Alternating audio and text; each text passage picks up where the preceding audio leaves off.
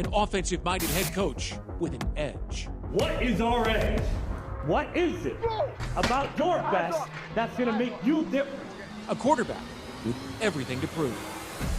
And a rookie trying to do what hasn't been done in a generation. That's how you play, bro. That's how you play. A new era starts tonight. Game on. The Jaguars and Steelers are next on the Jaguars Television Network.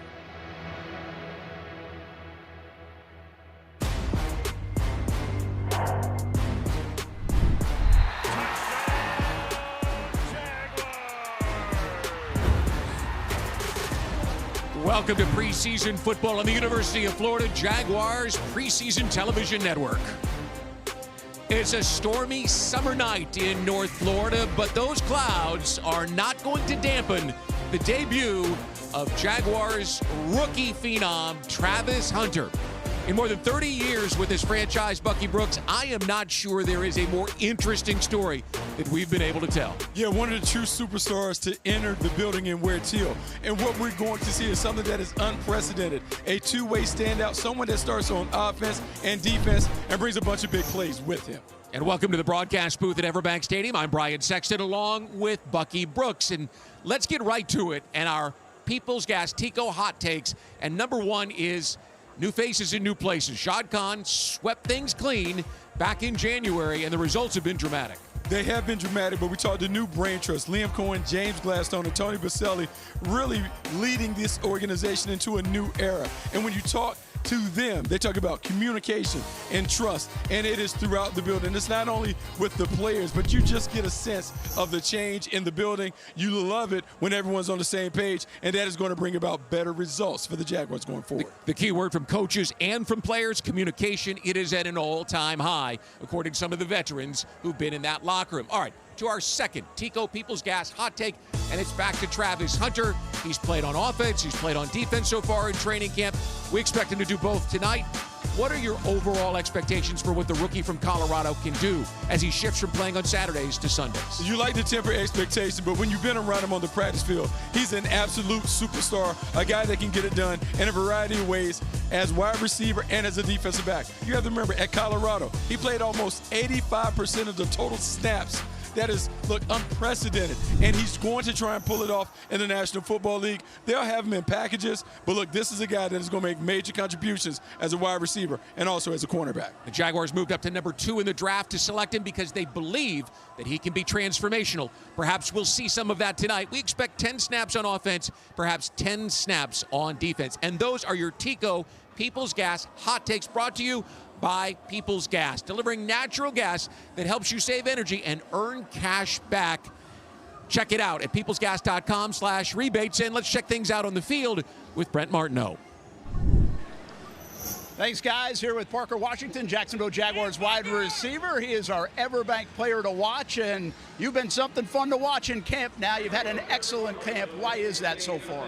Just being in the moment. I feel like that's the most important. And in our room, that's what we talk about, just attacking each day, being our best selves, come in ready to work. And I feel like I've just been taking that approach, and this has been fun. You're a veteran now, but what do you want to go accomplish tonight against the Pittsburg Steelers?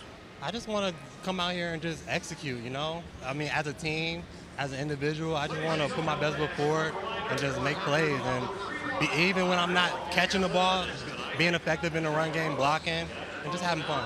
Go have fun out there, man. Let's do it. That is Parker Washington. He is our Everbank player to watch. Everbank, advantage you. We'll be back with the opening kickoff. We've got the Steelers and the Jacksonville Jaguars coming up on the Jaguars Television Network, presented by the University of Florida.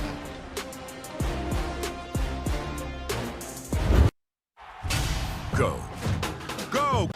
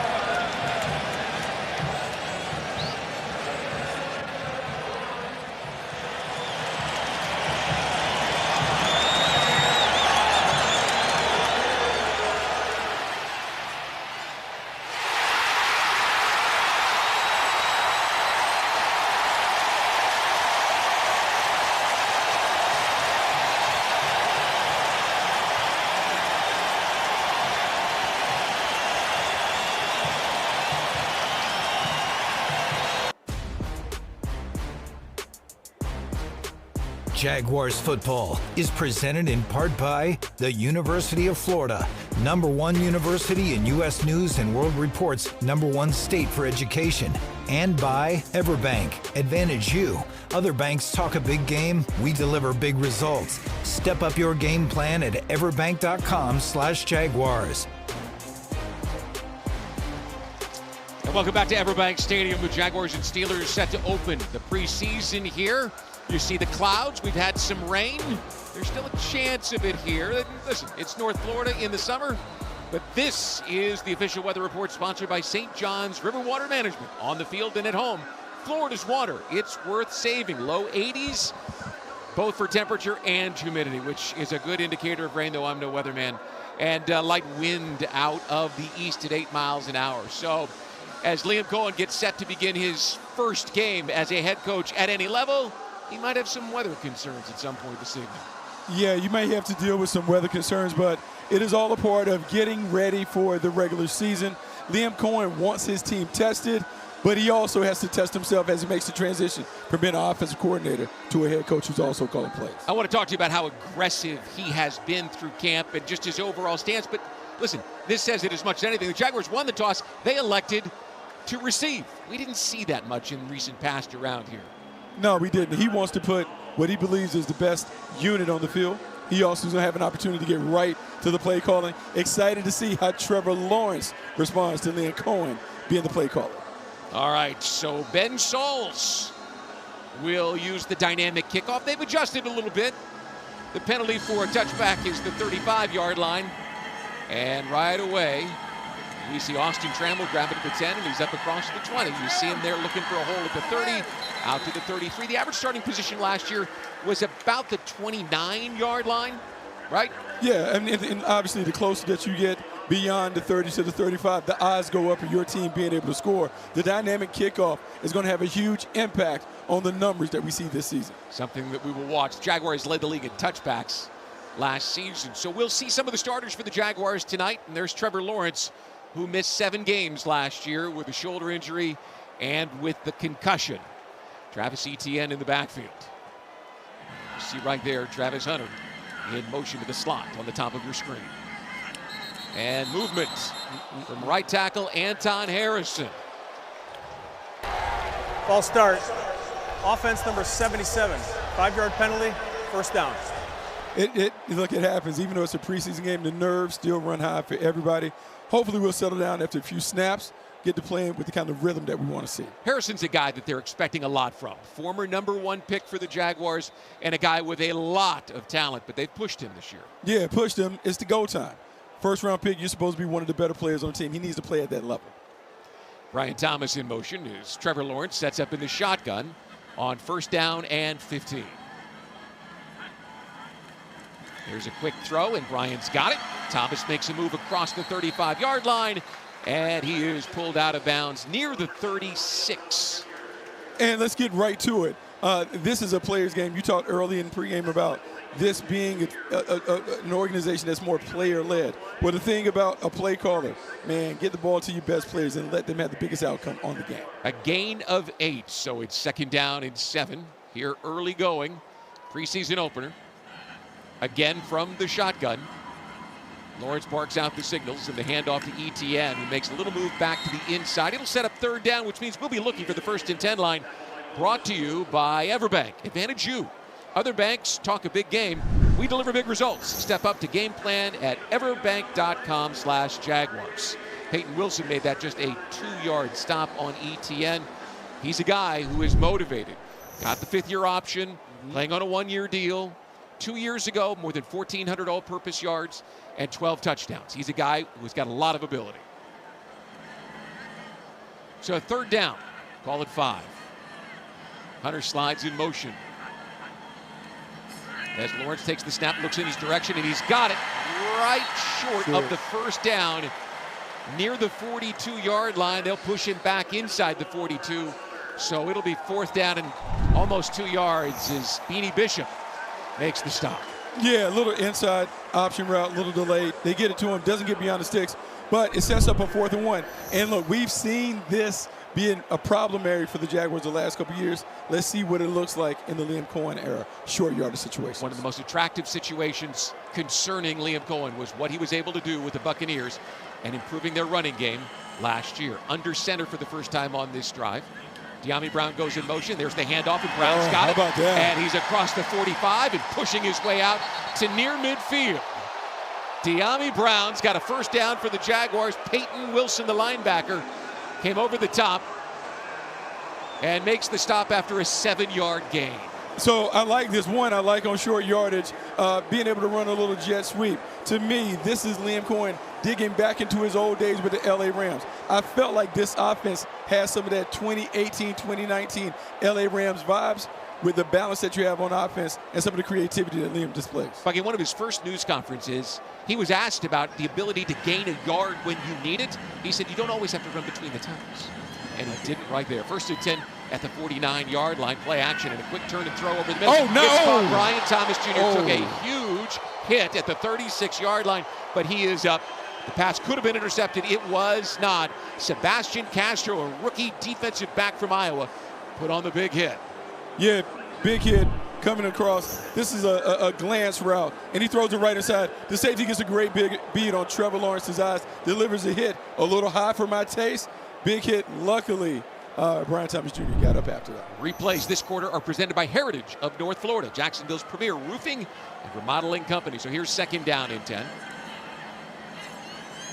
And Lawrence slides the man in motion. Steelers adjusting up front. There's the waist-high delivery and back to throw, and under a bit of pressure, he'll turn and deliver a dart. Nice. And the catch is made, and it's near first down territory. A beautiful job of threading that ball to Brenton Strange. Yeah, really like what the Jaguars are doing, working the inside portion of the field right over the middle. Brenton Strange is someone who we expect to have a big year. Works on the backside. Trevor Lawrence looks to the front side, comes back to the backside, gives Brenton Strange enough time to work his route. He gets open. Man, nice play by the Jaguars offense. Moves the change. It's 1st and 10. Jaguars opening this game with the ball. This their opening drive. And with 11:38 to play in this first quarter, it's 1st and 10 near the 40-yard line of the Steelers. Brown in motion. Here's the handoff. Etienne going left and cuts it up right inside the hash mark and picks up 2 yards on the game. The stop made by the linebacker, Isaiah Loudermilk. So what we're going to see and what's going to be new in 2025, a commitment to the running game. The running game not only establishes the physicality and toughness that Liam Cohen wants to establish for his team as their identity, but it makes the game easy for the quarterback. Call it 2nd down and 7. The receiver stacked at the bottom of your screen, the tight end and the receiver to the top. Here's the 8th play of a drive. And his play action, deep in the pocket, he'll set up the screen. Etienne makes a man miss, turns it up the field, got a first down inside the 30-yard line. A nice little hop step inside the 29 to the 28. Wilson chases him down. It's a pickup of 9 and another Jacksonville first down. Brian, at practice, we've seen this a ton. Screen game. So a lot of the things that we're doing are easy completions for the quarterback. A little play action fake, drop back, swing it out to Travis Etienne. We talked about him getting back to what he was 2 years ago, where he had over 1,400 scrimmage yards. This is a way to do that. You don't always have to run in between the tackles. Get him to the ball, get him the ball in space so he can go to work. Line of scrimmage, the 27-yard line, and Brown slides in motion. Trevor takes the high drop, turns and throws it. It's Hunter, and he makes a move to the inside, tries to spin outside to the 20-yard line. Flags come in from a couple of different directions. And it's a gain of 7 pending the outcome of this penalty flag. So I like how they're using the quick rhythm passing game to get the ball in the hands of the playmakers. Early in the drive, Brian Thomas Jr. gets a touch. We've seen Travis Hunter get a touch. Travis Etienne get a touch. Your best players need to be involved early so they can get into that rhythm. Brandon Eccles made the stop. Alex Kemp and his crew were here on the practice field this week. Jaguars got a taste of how they like to officiate a game. There were 2 fouls on the play, both by the offense. Pass interference, offense number 7, that penalty's declined. Illegal block in the back. Offense number 72. 10-yard penalty, first down. So Walker Little picks up his first flag. By the way, Kemp and his crew threw 265 flags last season, so the Jaguars knew coming in That's the 6th most a year ago. They were going to see a bunch of them tonight. Yeah, it's unfortunate. A little block in the back. Yeah, I mean, it was kind of touchy. The pass interference about Brian Thomas Jr. putting his hands on the defender before the ball was in Travis Hunter's hands. So it's 1st and 20, and they're backed up to the 37-yard line. And an empty backfield. Lawrence takes the delivery, turns and throws outside, and the catch is made. And Parker Washington, who had a terrific week on the practice field, is brought down by Beanie Bishop. Yeah, a lot of expectations and hopes for Parker Washington. Liam Cohen talked about him potentially being a wide receiver 2/wide receiver 3, someone that can play multiple spots and spell Travis Hunter and Brian Thomas Jr. Regardless, he's going to play a big role in this offense. A gain of 5. And we were told yesterday that he's been the most consistent player at the wide receiver position so far through training camp. 2nd and 15. And Lawrence is back to throw. Looking, has time. Now he's going to run out of the pocket. He's inside the 30 and down near the 29-yard line. It'll be a pickup of 3 and set up 3rd down and 12. Yeah, not a bad move, the decision. The coverage won on the perimeter. The pocket didn't necessarily break down because of that, but he didn't have the coverage, so he tries to tuck it and run, get as much as he can to see if he can put us in a position to get a 1st down. Still, 3rd and 11 is a long yardage situation. 8.5 minutes to play here in the 1st quarter, and the Jaguars have held the ball since the opening kick. Lawrence 5 of 6 on this drive. He's at 5 different receivers. Let's see what he does on 3rd and long. Good protection, good time, fires it underneath. And Travis Hunter slides, has to try to get back up at about the 23-yard line, and the Steelers were right there. It'll bring up 4th down. Yeah, try to hit Travis Hunter on a little underneath route where he could utilize his running skills to get away. Great tackling and rally ability by the Pittsburgh Steelers. Now we have a 4th down situation. Cam Little comes on for a field goal attempt. Chuck Clark made sure that Hunter didn't get back to the outside. And so the Jaguars will attempt a 41-yard field goal. And Cam Little, who last year was outstanding, 27 of 29, puts this one right between the pipes. And the Jaguars' opening drive results in points. 7:41 to play 1st quarter, and the Jaguars are leading on the Jaguars television. Firehouse Subs, Hook and Ladder jingle, take 1. Hook and ladder, hook and ladder.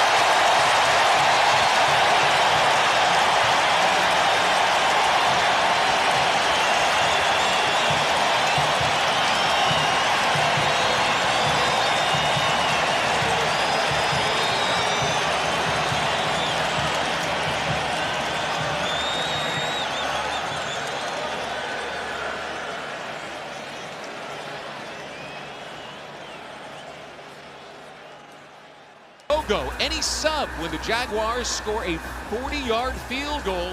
Only available online or on the Firehouse Subs app. And thanks to a 41-yard field goal by Cam Little, the Jaguars not only have a 3-0 lead, Bucky Brooks, but folks can hit that QR code and get a free sub when they buy a sub. Not bad. Free sub. Not Right bad. out the gate. Not bad on the opening drive, too. 12 plays, 44 yards. Trevor was 6 of 7. As this kick is fielded in the end zone by Trey Sermon. And so out comes the football to the 35-yard line, and we'll see Mason Rudolph. See, that's the deal. If the ball bounces in the field and goes into the end zone, the ball would come out to the 20. They want the kicking team to put the ball in the landing zone because they want returnable balls. If you catch it in the end zone, you get it to the 35. Yeah, this is about trying to get more returns in the game. So here's Mason Rudolph with Kenneth Gainwell. Tight end in motion. Rudolph play action. Under a bit of pressure now. Steps, turns, and delivers a pass, and this one is caught. A flag is thrown as the catch is made near the 46-yard line in Jacksonville territory. Roman Wilson comes down with the ball and a 19-yard pickup. Yeah, 19-yard pickup, called the Jaguars in a 3D coverage. Prior to the pass, holding, defense number 22. That penalty decline, result of the play is a first down. We got Jarian Jones.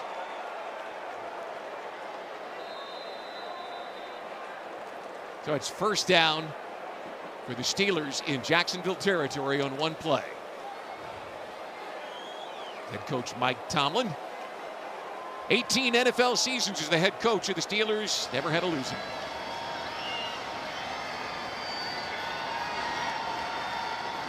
Play action again. Rudolph dumps it short, and the catch is made, but a nice open field tackle. Ben Skoranek makes the catch and is tackled immediately by Dewey Wingard after a 3-yard pickup. Yeah, good job by Dewey. You're going to see more zone coverage from the Jaguars this season. Here's Dewey, he's hanging out in the curl flat area, sees the ball thrown, reacts quickly, and doesn't give up a lot of yards after catch, which is what the defense is intended to do. Second down and 7 at the Jacksonville 43-yard line. There's play action again, trying to hit the quick screen, and the Steelers do. Inside the 40-yard line goes Roman Wilson. And he'll go down near the 38 and set up a 3rd and short after that 5-yard pickup.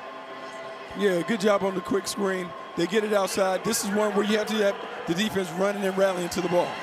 3rd and 2. Rudolph going to throw again, turns and slings the ball, and it is caught. It's a first down for the Steelers. Making the grab, Brandon Johnson. Yeah, caught Tyson Campbell in off coverage. So Mason Rudolph just took the easy completion on the outside. Tyson Campbell did a good job of closing, making the tackle, but it's a first down for the Pittsburg Steelers. Inside the 35-yard line, inside the 34, it's first down and 10. Tight formation here, and Rudolph under center.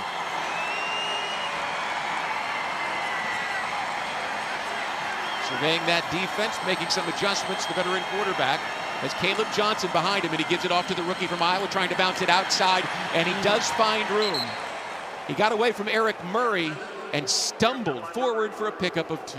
Yeah, Eric Murray showed up in a hurry, tried to get in there to make the cut, tried to tackle Caleb Johnson low, couldn't quite get him down. He stumbles for 2 yards, but still, that's a win for the defense. Long yardage situation on second down. Steelers break the huddle and set up at the 32-yard line, second down and 9. Back to throw. Rudolph spins and turns and throws it out of the backfield. And Caleb Johnson makes the grab, goes inside the 30, but there's a flag down in the offensive backfield. Yeah, it looks like we might have a holding call. Illegal use of hands to the face. Offense number 76. 10-yard penalty, second down. That's the big right tackle, last year's #1 pick who missed a lot of the season, Troy Fautanu. Yeah, Troy Fautanu is a really good player, but he managed to mess up. Now, this is a favorable situation for the Jags. We'll see if they begin to heat him up, bring a little pressure. There's the shotgun snap on 2nd and 18. Rudolph turns and throws over the middle. Catch is made inside the 30-yard line and brings up a big 3rd down opportunity. Scotty Miller reached for the ball on a 15-yard grab on 3rd down, and there's some communication issues perhaps in the secondary because a couple of guys have been wide open. Yeah, a couple of guys have been wide open, and some of this is what you're going to see. A little more bend but don't break defense from the Jaguars as opposed to the high-pressure approach that they tried at times in previous seasons. Big tight end Darnell Washington's in the ball game now on 3rd down and 3. Skoranek slides in motion. He's to the right. Here's the inside handoff, and it's a first down for the Steelers. Caleb Johnson following the right side, getting in behind Zach Frazier. Picks up 4, and they'll move the chains for Pittsburgh. Now, for the Jaguars, this has been a problem area in the past, the run game. We talked about having a team that wants to be tough and a physical team. The only way that you can impose your will on people is you have to be able to stop the run on early downs so you can dictate the terms on later downs. There's Anthony Campanile, who has gotten rave reviews in his first season with the Jaguars so far. The players love his approach to the game, and they're excited to play for him. See if they can get him a stop. There's a quick toss, and the catch is made, and an immediate tackle. Robert Woods got free, the veteran receiver, inside the 20 to the 19 for a pickup of 4 yards. Yeah, really creative play. This is a bootlet slide concept, meaning you're going to boot one way, come out the back door. Robert Woods starts on the right, slides out the back door to the left. Tyson Campbell's on the spot. Still, decent game for the Pittsburgh Steelers, sets up a 2nd and 6. Tyson Campbell's had a really strong performance so far in training camp, and I've seen him all over the field this evening. Rudolph again in the pocket, throws this one. It's caught by Washington for a Pittsburgh touchdown. 19 yards right up the middle. And Washington's celebration apparently is going to draw a flag. Yeah, it's going to draw a flag, celebration penalty. The part that's concerning for the Jaguars is Unit 3, you're in a bit of a zone coverage. He stretches the seam. Mason Rudolph did a good job of looking the safety to the front side. Touchdown is good. After the play was over, unsportsmanlike conduct. Pittsburgh number 80 dumped the goalpost. That's a 15-yard penalty on the extra point. So, the Steelers march down the field. Rudolph is 6 of 6, so they did not impact him with the pass rush, and they struggled to get to the receiver before the ball. And here's Ben Sauls to try to give the Steelers a 7-3 lead with 2:56 to play in the opening quarter. Yeah, I mean, a few things that you don't like on that drive. Too many big plays in zone coverage. Had a 3rd and long situation. They picked up significant game. Then you give up the big touchdown pass. Got to tighten it up on that zone coverage. Here's a 48-yard extra point. And the left-footed kicker has it up on the way. And he gets it. Jaguars trail the Steelers 7-3 here at Everbank Stadium. Brooks Rehabilitation is brought.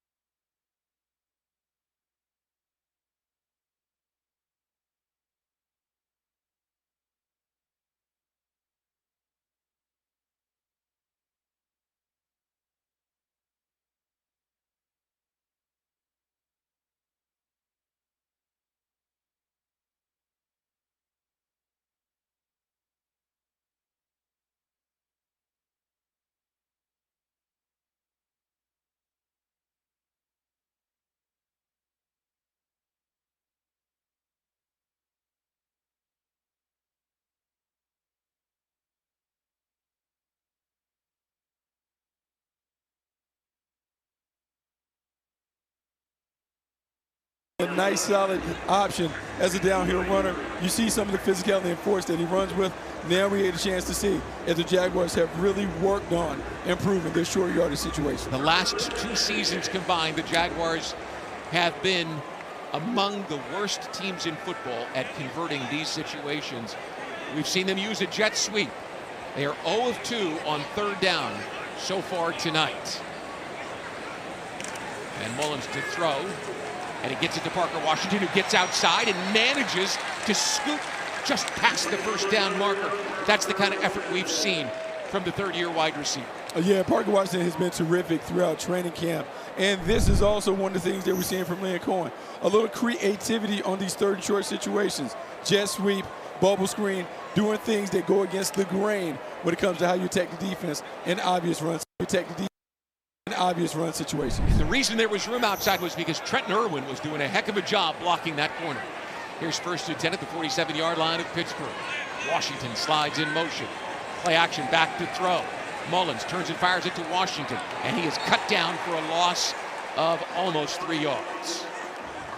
Yeah, just a really good job by the Pittsburgh defense staying on top of that. Didn't go with the jet sweep fake. Even Mick Moses looked down the field, had to drop it off to Parker Washington in the flat, but there was no room available. Great job by the coverage of Pittsburgh. Brandon Eccles got him, and it'll set up 2nd down and a little more than 12.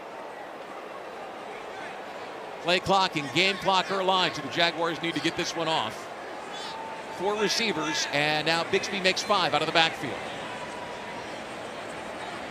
Mullins barks out the signal and takes the waist-high delivery, turns and delivers a pass, and it's dropped at the 45-yard line. It'll bring up 3rd down and long, and Washington, for all the accolades, couldn't bring that one in. Yeah, couldn't bring that in, and that would have really been helpful because it would have cut the yardage in half. Now we're looking at a 3rd and long situation, and against the Steelers in normal situations, this would be a blitz heavy down, a lot of zone pressure to see if they can trick the pass protection. We'll see the Jaguars are ready to handle it. LaQuint Allen Jr., Jaguars draft choice. He's in the backfield now with Mullins on 3rd down and nearly 13. There's plenty of time. He'll turn and launch the ball. He's got a receiver. The catch is made. That'll be a 1st down for the Jaguars. And coming up with it, Joshua Cephas, who's had an excellent training camp, and he gets an exclamation point with that 18-yard catch. This is the end of the first Jacksonville quarter. 1st down. Timeout. That'll bring us to the end of the 1st quarter. The Jaguars trail the Steelers 7-3, and we're back after this.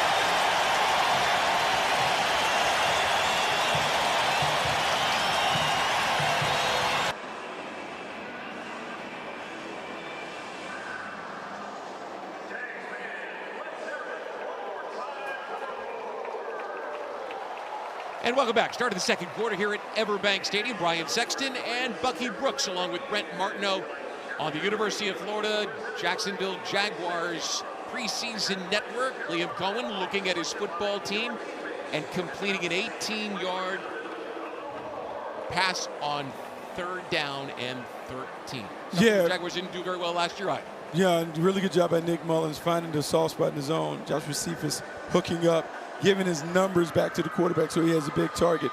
You're able to get the 1st down, but more importantly, you gain a little confidence as you sustain this drive. He came with the pedigree of having turned on Baker Mayfield and gotten that Buccaneers offense going. Are you seeing what you expected to, Bucky, from this offense. Maybe not the execution necessarily, but the play calling, the mindset, the posture for what they expect when they're out there. Yeah, so far so good. They want to run the ball. They want to use play action. And they also want to use a variety of quick game elements to allow it to be a high percentage offense. They really specialize in ball control. We've seen good things so far.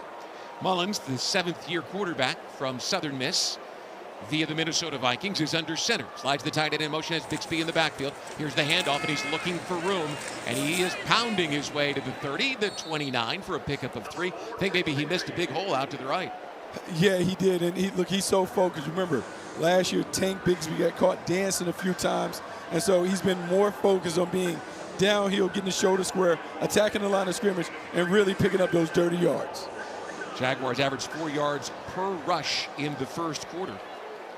Here's the 8th play of a drive with the Jaguars facing 2nd and 7. Opening minute of the second quarter. 7-3, the Steelers lead. Hunter Long, the tight end, comes from wide at the top of your screen to line up tight. And here's the draw play. And there goes Bixby to the outside this time. He's got speed and power. And he gets to the first down marker, plus some, down to the 21-yard line. Yeah, what you're seeing is a guy who's really very comfortable running the rock downhill. Here we have a little fake bubble screen handed to him downhill. He gets to the next level and understands I gotta have to get north-south as much as possible. Don't want to lose any yards. Always want to finish falling forward. And the 1st and 10 line today is brought to you by your local Toyota dealers. No matter your destination, Toyota goes with you. Toyota, let's go places. 1st and 10. And here's Bixby again, running to the left this time, and the hammer just goes inside the 19-yard line for a gain of 3, and they'll put it at the 18. Yeah, and we have to get used to seeing this. There's going to be a shared workload in the backfield at running back. Travis Etienne, for all the wonderful things that he does, running on the edges, catching the ball out of the backfield, sometimes you do want the hammer to be able to establish that physicality and toughness in your run game. If you're able to get equal distribution, Tank Bixby, Travis Etienne, this offense could be the physical offense that Liam Cohen envisions. Which could set up play action beautifully for Trevor Lawrence, Brian Thomas Jr., and company. 10th play of the drive. Play action this time, rolling wide. Mullins looking to throw the ball. Fires it. It's caught. Joshua Cephas pulls it in inside the 17-yard line. Not a lot, but at least he did get the ball on a 2-yard gain. And replays this quarter are presented by Farah & Farah, the exclusive injury law firm of the Jaguars. Yeah, Brian, what you like this is another play action pass. You roll to the right, you cut the field in half, easy read for the quarterback. You're looking for the big corner, but it's not there.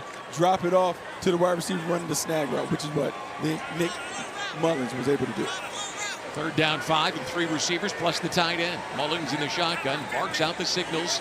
Now moves long from the bottom of your screen to the top. Drops back to throw. Looks for Bixby. Bixby's got it. No, he can't quite pull it in. It was heading right for him, and the linebacker got over there and knocked it away just as he was snatching it.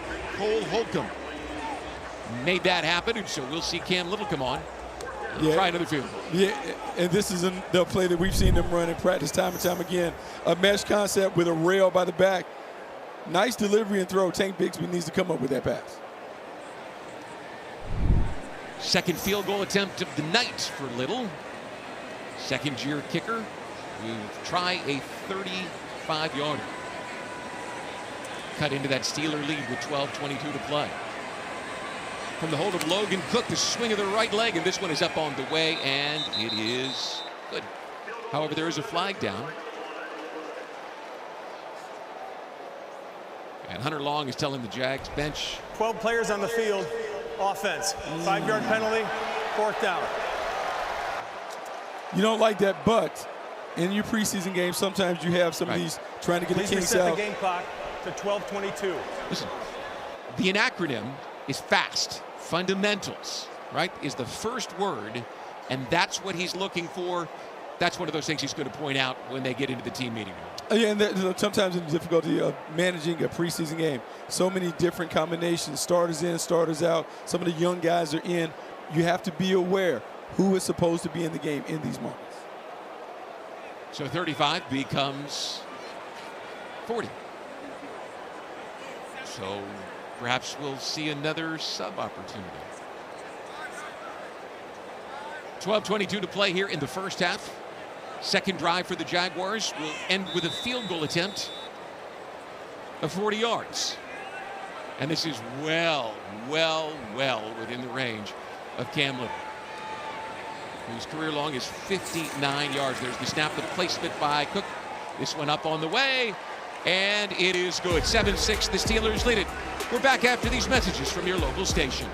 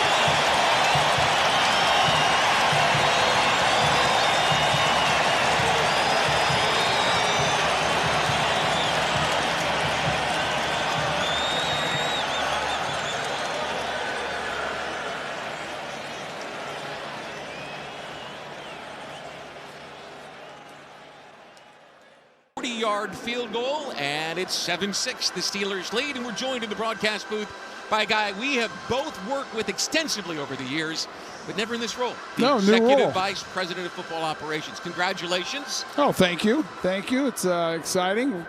Kind of this.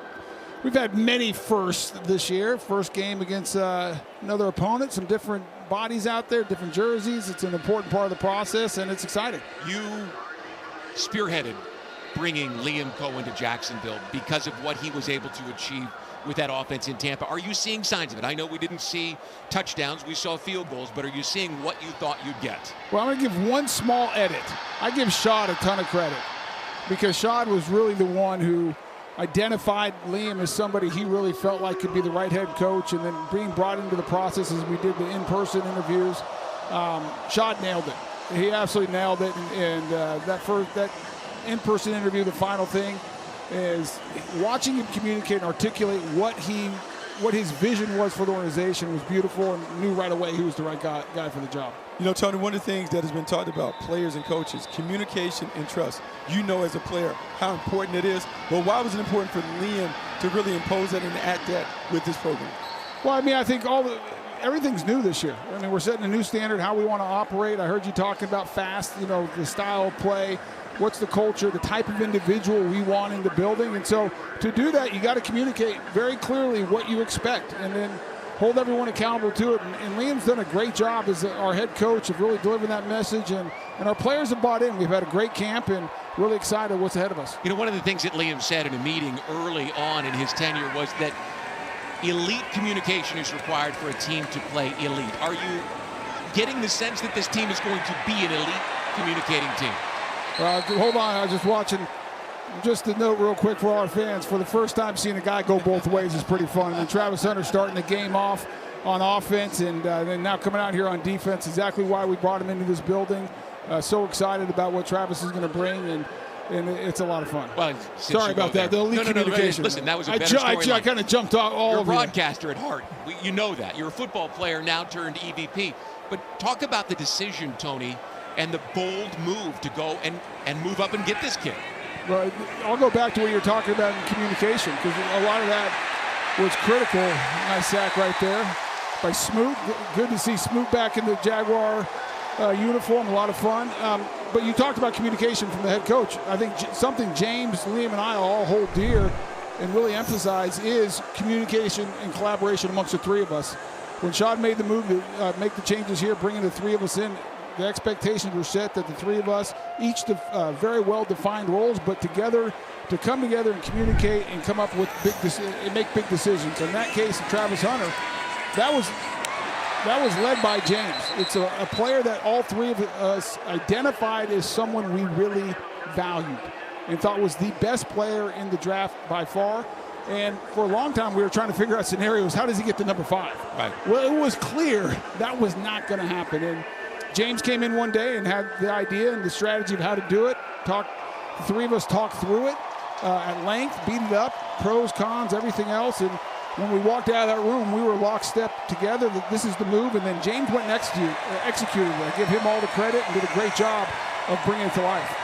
You talk about James Gladstone, and he talked about changing the culture, not necessarily with slogans and those things, but bringing the right people in. Tony, what kind of players are the right kind to be in this organization? Yeah, I love how you said that, Bucky, because we talk about culture a lot, and obviously I value culture. It's important. But at the end of the day, your culture is what is lived out in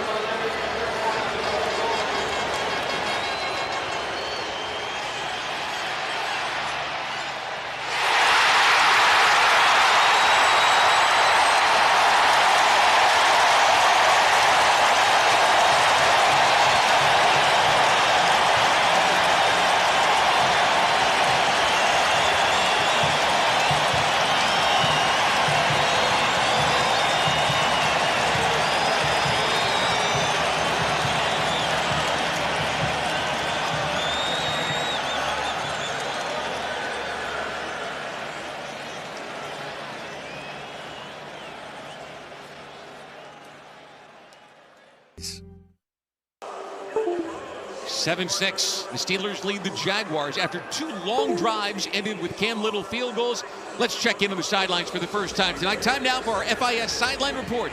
Unlocking financial technology, bringing the world's money into harmony. Hey, Brent Martineau. We can't talk enough about Travis Hunter. We just saw him on defense after starting the game on offense. He's a story tonight around the National Football League, not just in Jacksonville. And the words intangibly rich were mentioned quite a bit this offseason by GM James Gladstone. And this guy has all of that, even off the field, in the locker room, in the team headquarters, the vibe, the juice, as they call it, that he brings, that electric smile. That's part of the reason that the Jaguars drafted Travis Hunter. Also, guys, he's all football all the time. He loves fishing as well, but this is how much he's been locked in on football. He's yet to fish here in Jacksonville, which is a great place to fish for any fisherman. He even bought a boat, just hasn't used it yet. He will find plenty of time in February. The other Hunter, Hunter Long, just dropped the ball, and so it's 2nd down and 10. Jags at their 23-yard line, trailing by a point. 9:24 to play here in the first half. Tank Bigsby to the bottom of your screen, so an empty backfield for Nick Mullins. Mullins turns and fires it over the middle. This time it's caught, and it's a 1st down, and that's Trenton Irwin, who goes across the 35 to the 37, streaking for 15 yards and a Jacksonville 1st down. Yeah, 1st down for Jacksonville. They go empty formation. It clears the picture up for the quarterback. Nick Mullins is able to spot the weak matchup. Trenton Irwin wins on a quick slant. Big play, 13-yard gain for a 1st down. And so Mullins gets 4 more, and he's got Bigsby in the backfield. 2 receivers tight to the formation. And here's the handoff to Bigsby, starting left now, wants to cut it back. Steelers are all over it. He does manage to kind of submarine near the 39 for a pickup of nearly 2. Yeah, hard-nosed run. The one thing that we're seeing from the Jaguars, they're trying to avoid the negative plays in the running game. A little more downhill. Runners understand with discipline. They have to stick their nose in there and get the dirty yards, trying to avoid those long yardage situations where you're behind the chains. The head coach told us he liked this matchup with the Steelers for opening day of the preseason because it gave him a chance to test his team's toughness. He wants a physically and mentally tough team, and the Jaguars are running the ball with that kind of toughness. 2nd and 8. Mullins turns and slings the ball. He's got a receiver, and Cephas makes the catch at the 44-yard line. Couldn't get away from the defender. It'll bring up 3rd down and 4 after that 5-yard pickup. You know what's funny, Brian, is Lane Cohen has talked about wanting to have a physical football team, wanting to run the ball, but they're very balanced in their approach. We're seeing them run the football and show a commitment while also retaining the balance to keep the defense at bay. This is a nice approach so far from the play call. Parker Washington checks in. He's at the bottom of your screen with Irwin. Long, the tight end, now goes to join Joshua Cephas at the top. Mullins takes the snap and drops to throw. Under pressure, turns and launches this one, and it is tipped and knocked away. Eccles made sure that Trenton Irwin couldn't even get a beat on it, and the Jaguars will come up short and punt for the first time tonight. Yeah, then this was a good play by the Pittsburgh defense. Jaguars run a bit of a smash concept, 5-yard out with a corner. Nick Mullins was trying to find Trenton Irwin over the top. Corner did a good job of playing halfway in between, made a great play to bat it down. Logan Cook, Pro Bowl punter a year ago. In my never-to-be-humble opinion, I think he's one of the best punters in pro football, maybe the best. He's got a great leg. And this one is a perfect knuckleball, and it is caught, and the Jaguars' special teams just came through big. Excellent tackle made there, and we're back after this in Jacksonville. My husband, Steve, was diagnosed with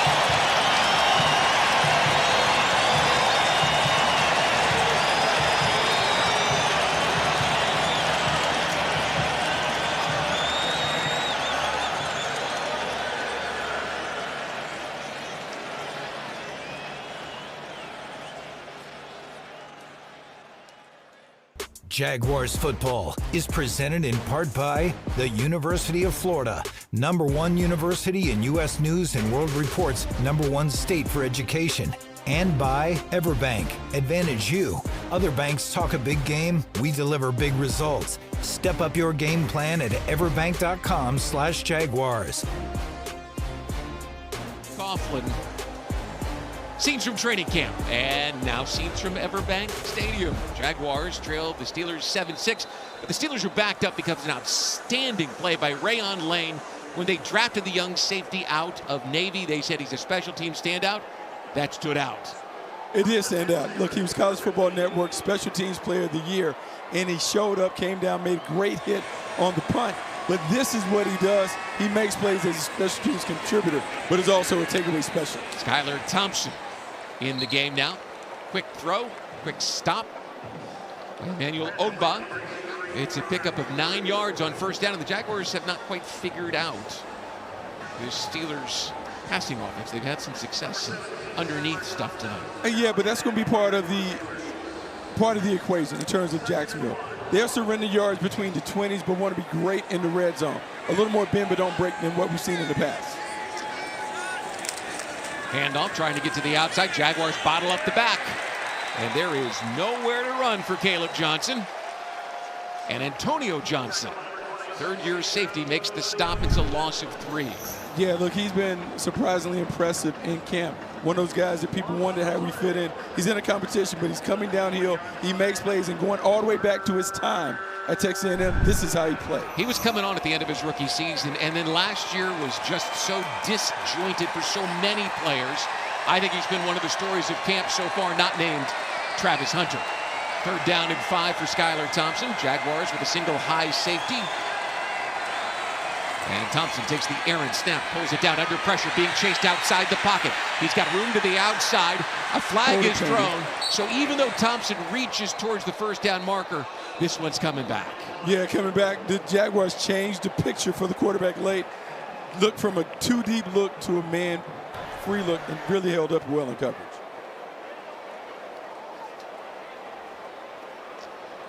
Alex Kemp indicating it is holding against the Steelers, so they'll back him up. Great pressure up the middle. Thompson's got some wheels, got to the outside. It would be 4th and short if the Jaguars elected to decline it. Holding, offense number 60. Penalties decline, 4th down. First-time head coach working through the motions. He told us that for him, this was part of it. It was his preseason opener as well. Yeah, this is his preseason opener, trying to work through all the mechanics of running the entire operation as opposed to just one side of the ball. And the more reps that he has as a head coach, the better he would be in terms of managing, delegating, being able to own different parts of the program. So Trammell stands near the Jaguars' 30-yard line. He's been impressive returning the ball tonight, both on kickoffs and punts. Here's a left-footed boot. Boy, is that a booming kick. Trammell retreats to about the 18, makes the catch, looking for the right side, now tries to stutter step and find room up the numbers, can't quite get free. 7-6 Steelers lead, and we're back after these messages from your local station.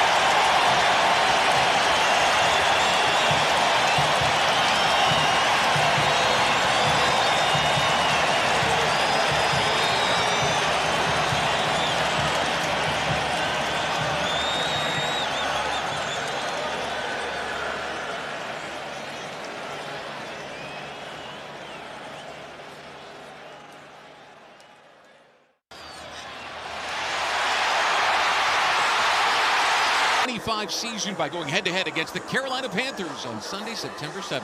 Don't miss any of the action. Secure your tickets now.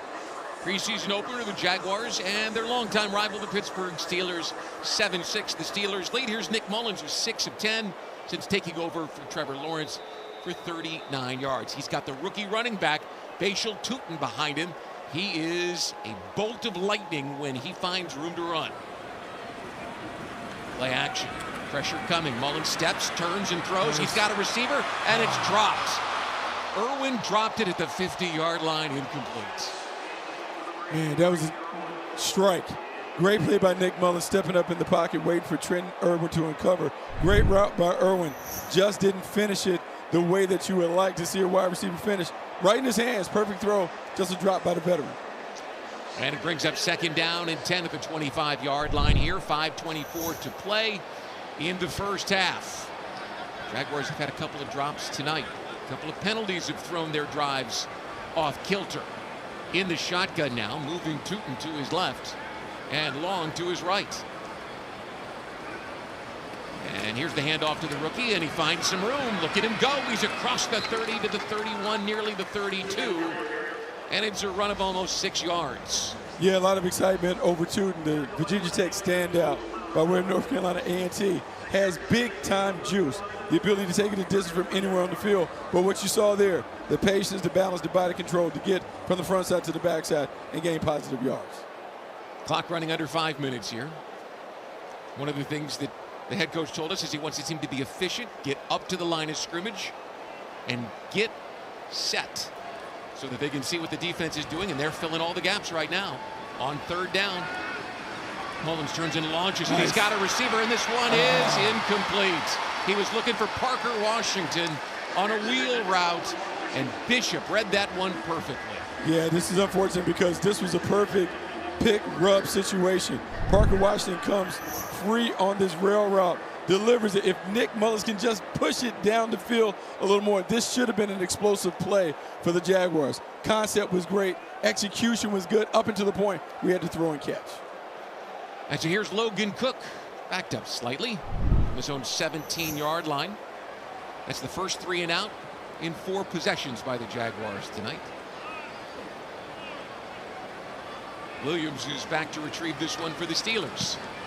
Beautiful driven punt, and Williams has to fade and then drop back inside the 10-yard line, trying to get outside. Jaguars have him cornered. A flag is thrown. They don't put him on the ground. Steelers returning this one across the 30 to the 35-yard line. The Jaguars missed an opportunity to get him inside the 20.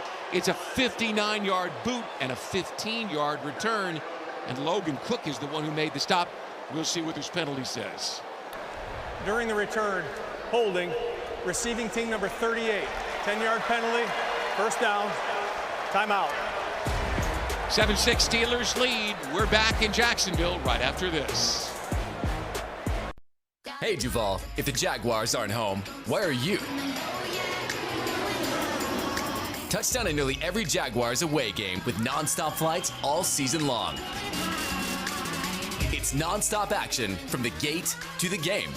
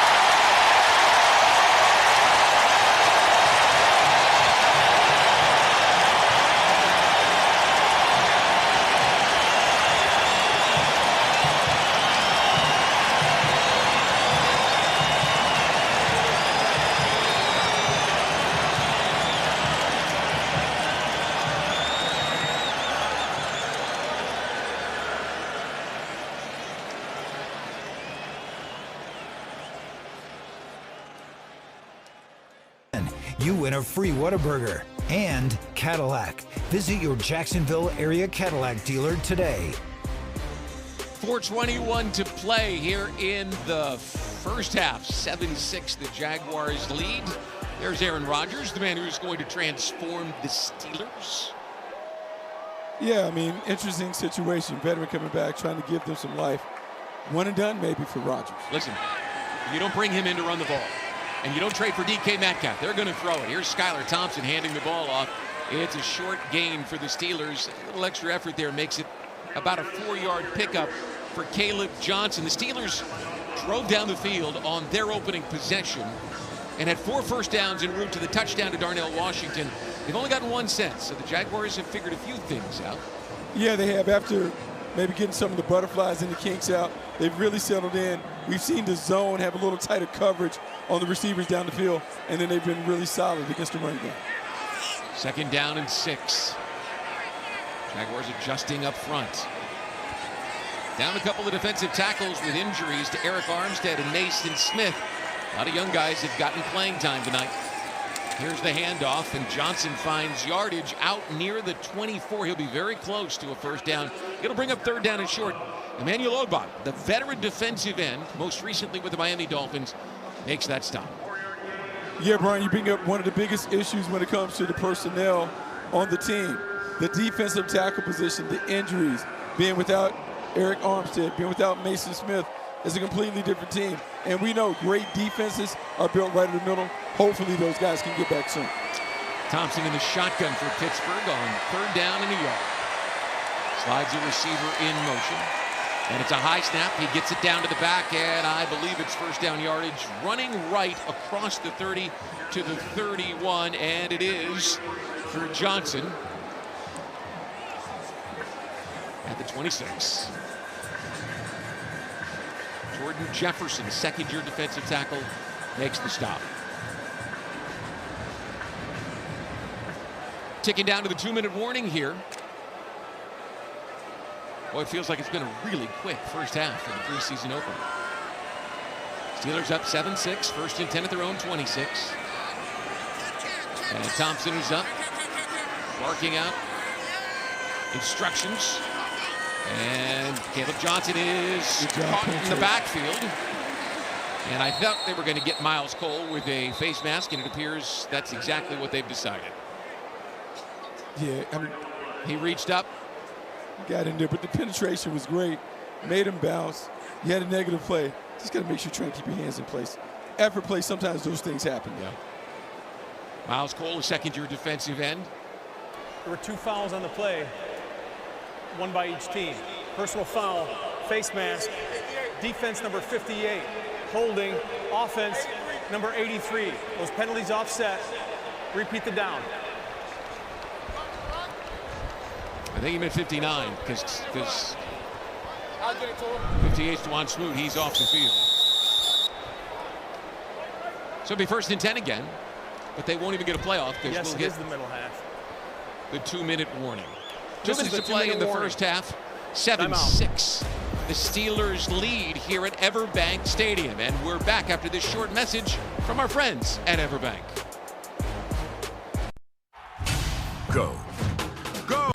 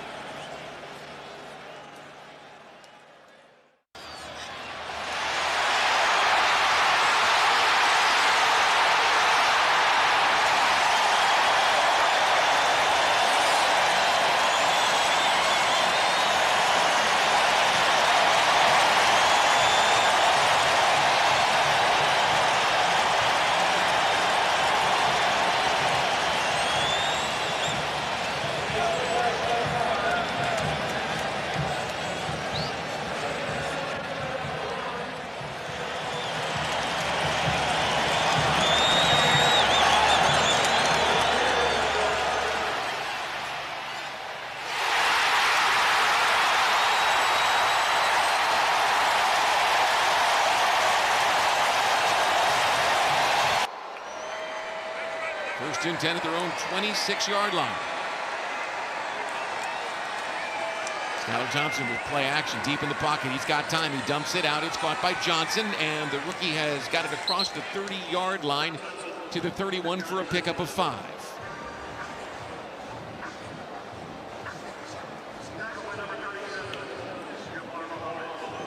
Steelers hurrying up here, working on the 2-minute. And looking left, Thompson turns and throws. He's got a wide open receiver, and it's a first down and out of bounds goes Brandon Johnson.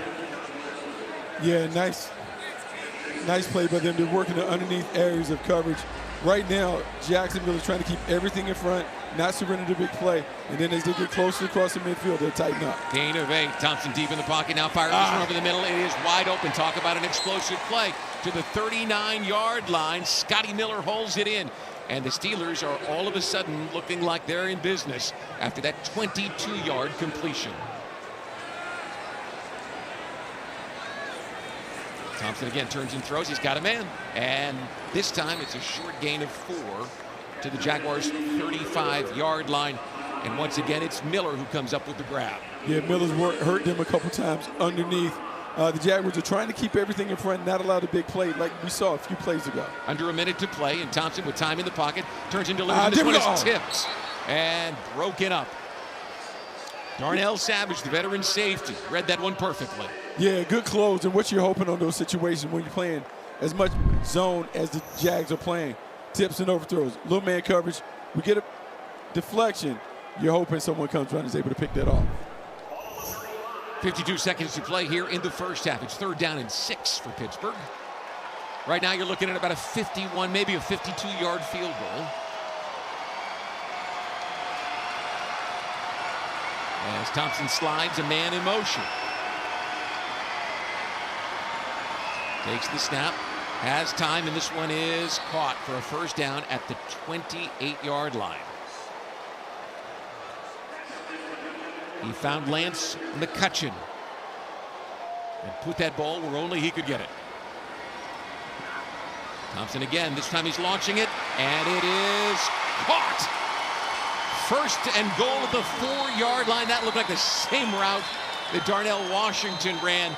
This time, though, he found Max Hurlman out of the backfield. Pittsburgh, their first of the half. Please reset the game clock to 28 seconds. This will be a 30-second timeout. And we'll be right back after this short message from our friends at Everbank. Go. Go, go, go. Keep going. Don't stop. Go harder. Go faster. Hold up. Hold up. Look where you are. You put in so much effort, it's time for a bank that'll perform like you. Everbank Performance Savings is built to put your money to work with some of the highest rates in the country. Going may have got you where you want to be, but Partners in Performance will help you hit that next goal. Everbank. Advantage you. 28 seconds to play, and the Steelers have just hit a 26-yard strike to set up first and goal at the 4-yard line.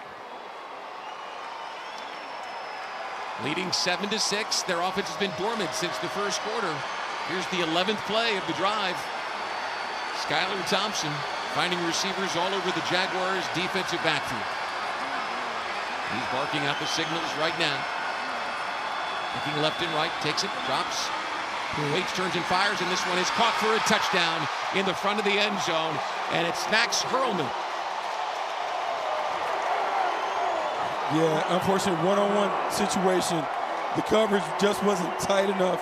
When you look at Jabbar Muhammad being one-on-one on Max Hurlman, he runs a simple little outcut.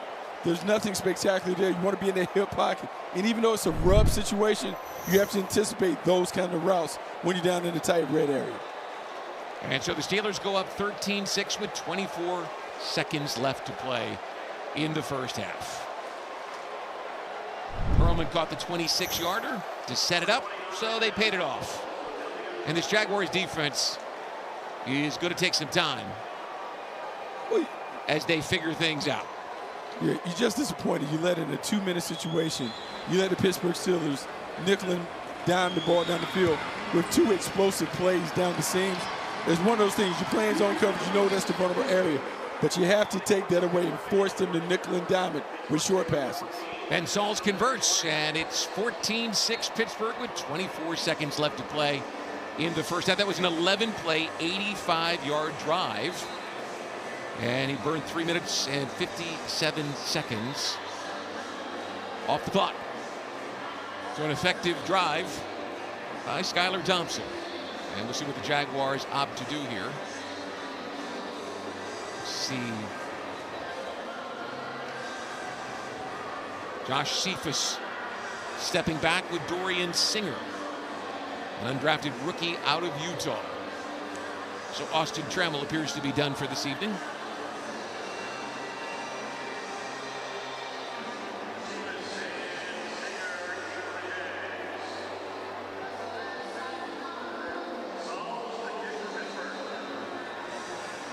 Yeah, it's a great opportunity for these guys now. Trammell's done a great job. We'll see if we can get a big one now. Here's Singer. He's at the 10. And across the 30-yard line, caught at the 32. It sure seems like this dynamic kickoff is going to create exactly what they want. Yeah, you want more returns. You want more returns. You want more big plays. The kick return has been such a big part of football forever. And for years, it was out of the game because of touchbacks and those things. They've tweaked the rule to create more opportunities for the returners to be a big part of the game. I'm a fan of that, obviously, as a former return. I think we heard 362 returns last year, which was a significant increase from the year before. And Mullins with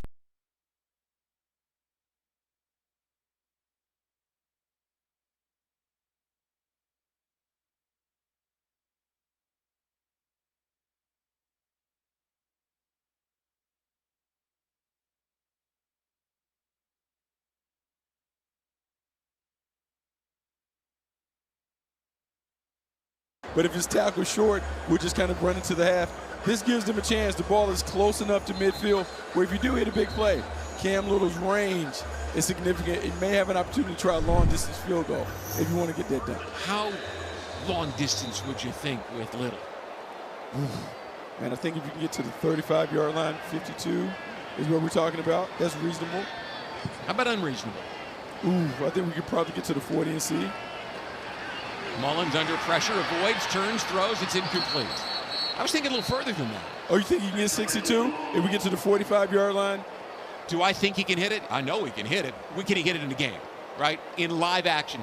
His long is 59. Mullins had no time.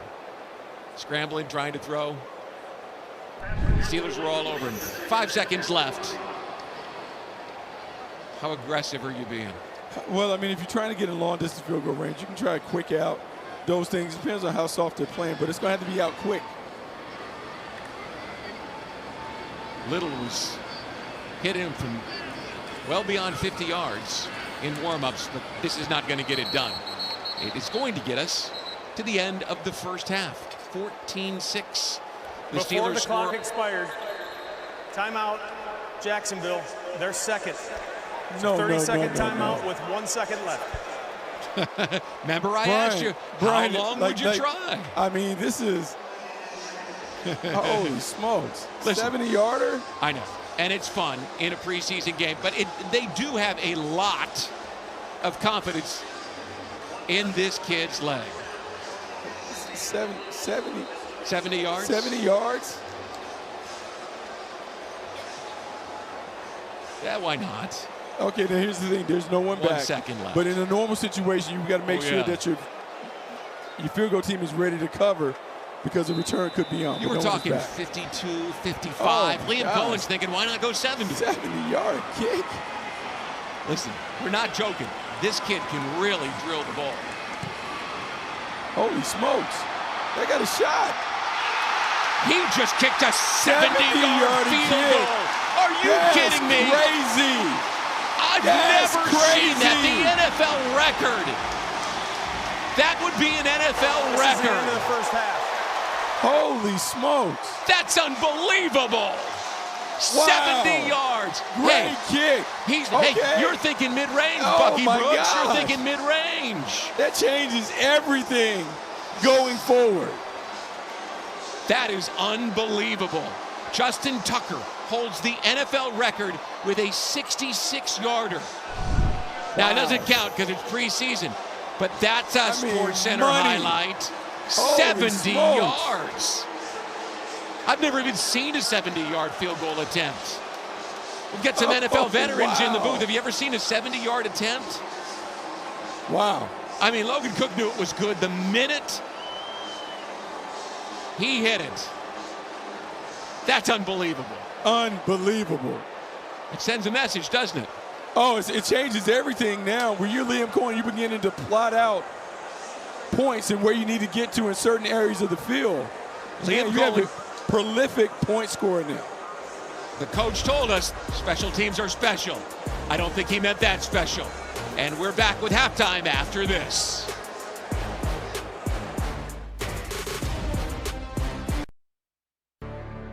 Champion.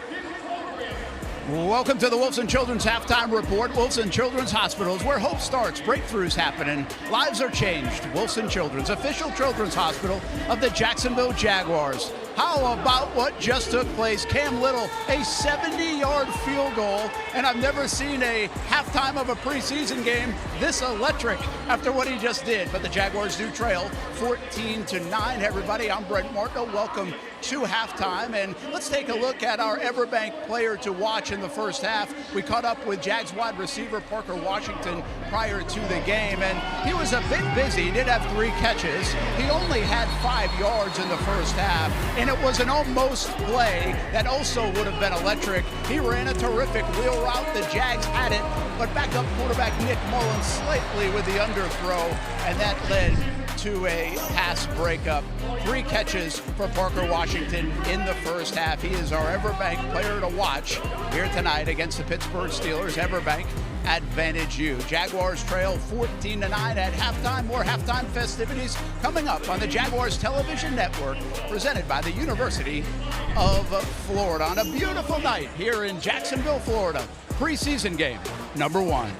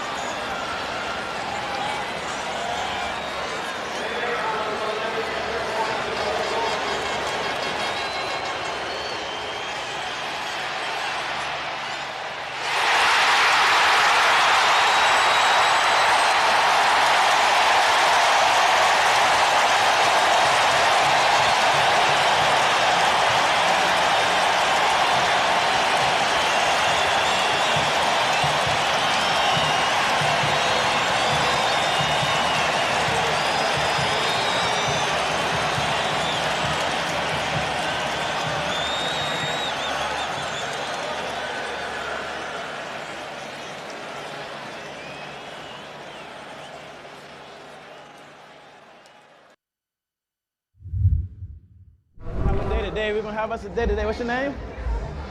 What's your name? Ivy? Nice to meet you, Ivy. Ventrell.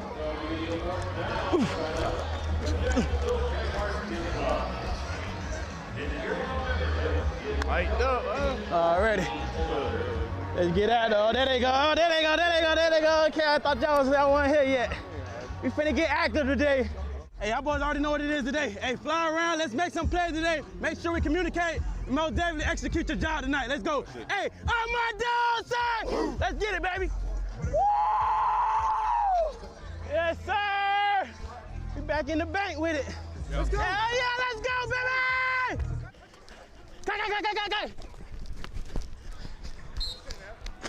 We'll take it, yes, sir. Let go, dog, Travis. Yeah, Lace. Gotta sneeze. Appreciate that. You ain't blessed me. I'm marked up. You ain't blessed me? Okay, thank you. Thank you. Yeah, I ain't tell you, my bad. My bad. I'm supposed to let y'all know. That's crazy. For sure. I got you. Go tell Travis to sign my baby jersey. Oh, yeah, he gone? Oh, that man, I don't know. Get him. I'm going to try to.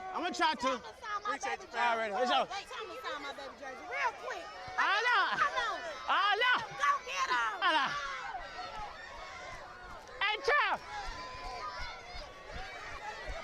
Hey, no, you can sign it real quick. No, they love you out here, gang. Now, you want to sign in for me, gang? Yeah, I got you. Hold on. What I do, brody? Hey, Trav. What's up? I get a picture? Yeah, hold on. I got Trav. Let me.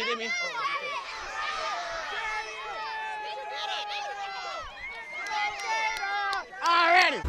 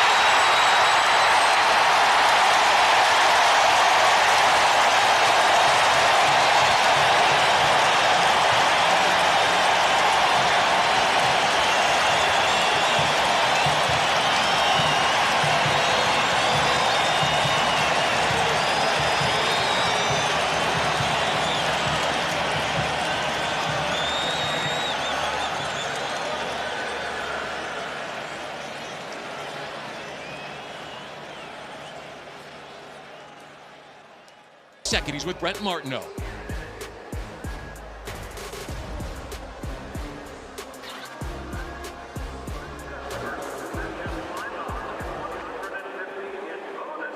From 70 yards. I've never seen a halftime of a preseason so electric. That was pretty cool for Cam. You know, you wish that one went into the record books, and what a cool moment. You know, he wanted it and gave us the confidence to take a time out there and give him a chance. Well, you know, he's got the range now. You probably already knew that. What about your thoughts on the first half, specifically the first team offense? Yeah, I think we went down and executed pretty well. You know, we just ended up getting into a 3rd and 12 after the penalty on the screen.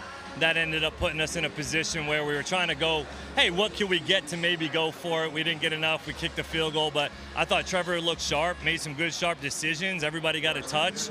You know, you want to score a touchdown, but good start. All eyes on Travis Hunter. You got a little offense and a little defense. Yeah. Did the plan work? Yeah, you know, he got some work. You know, we'd like to see him. He's just got to fill in a little bit more on defense in the run game there, but he made a good job on the third down and put us in fourth down ability to go for it and made another catch. So, you know, good start. Good luck in the second half. Thank you. Guys, back up to you. All right, Brent. And let's take a look at the first half numbers. Bucky, as I hand them to you, you see them right there. What stands out? Well, the thing that stands out to me is what Liam Cohen talked about. Trevor Lawrence being in rhythm, getting the ball out of his hands. He talked about also getting the top players touches. We saw everybody, Travis Hunter, Brian Thomas Jr., Travis Etienne, all play a part in the first half, with Trevor Lawrence being very, very comfortable. It's exactly what the first-time head coach wants to see from his offense. And you see that the Jaguars were able to run the ball successfully, but the number that stands out to the detriment is obviously their pass defense gave up a couple of big plays, specifically a 22 and a 26-yarder on that final drive for the Steelers that ended with a touchdown tossed by Skylar Thompson. Yeah, but you know what? It's a teachable moment. You want to teach the young players that were on the field to understand down, distance, situation, and circumstance. What do you want to take away? What are you trying to force the offense to settle for? It's something that they can work on, and hopefully we can see improvement in the second half. Listen, it doesn't matter what happens the rest of the game. That is the story. And it doesn't count, obviously, in the record books. Justin Tucker will hold that still with his 66-yarder for the Ravens against Detroit. But I should point out, that one hit the crossbar and bounced in. This one would have been good for 72. I mean, it was easy money. And you saw it. It was coming. I didn't think they were kicking, but great job by Cam Little. And here's Little putting this one into the end zone, and it'll come out to the 35-yard line. I've watched him enough on the practice field to know what he's capable of.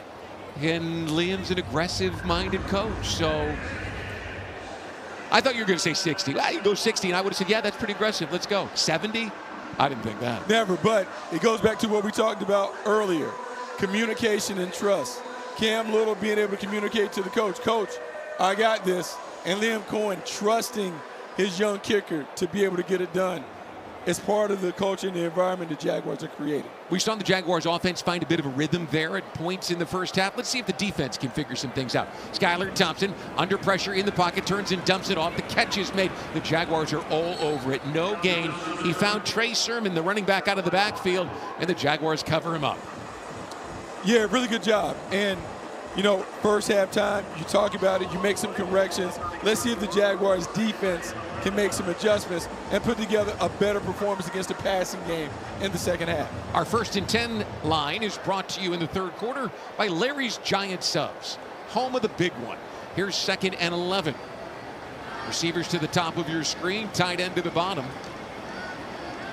And running back goes in motion. It's a high snap. Here's the handoff, and the Jaguars have Trey Sermon wrapped up after a short gain of a yard, maybe 2. But he's only to the 36, so it brings up 3rd down and long. Yeah, 3rd down and long. These are the type of situations the Jaguars want to force. Long yardage situation. Can you tighten the zone up to get off the field in these moments? Quick snap. Skylar Thompson plants, turns, throws it underneath. Jaguars collapse. Did he get it? Looks short. Yeah, it looks like he's about a yard shy. They collapsed on Trey Sermon, but he got to the 44-yard line, and so the Steelers have the option here of less than a yard.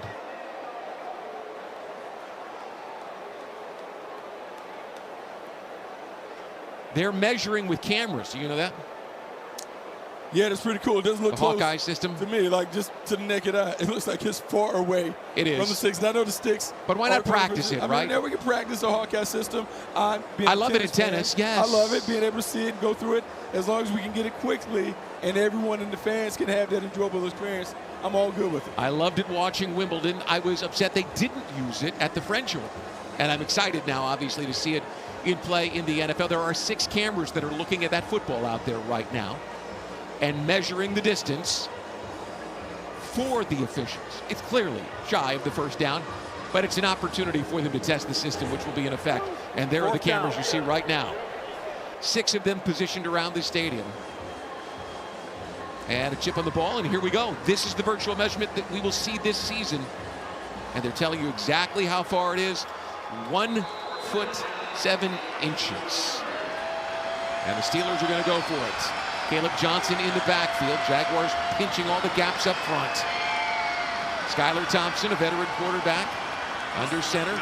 Hands it off. Jaguars penetrate. They get him. He did not get the first down.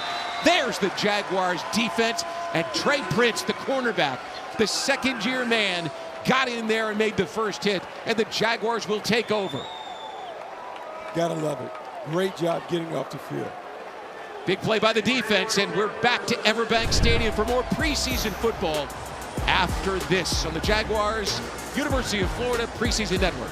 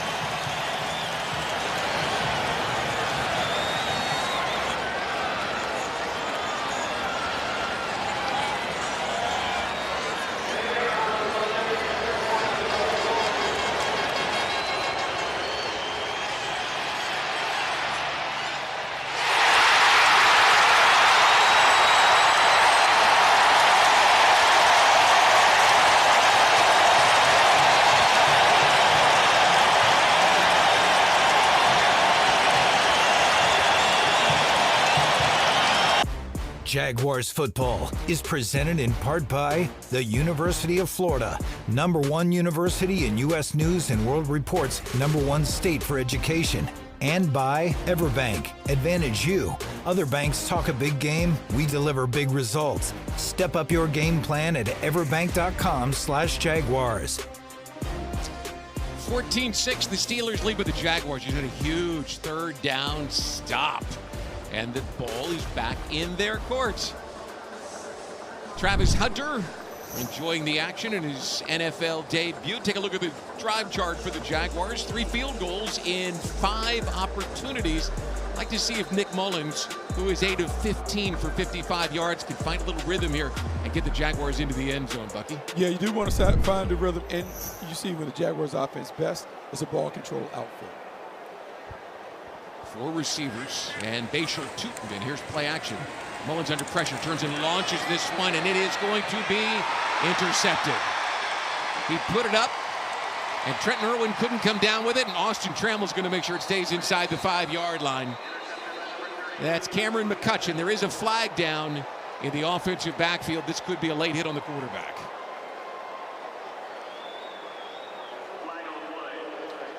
We'll wait and see what Alex Kemp and his officiating crew decide.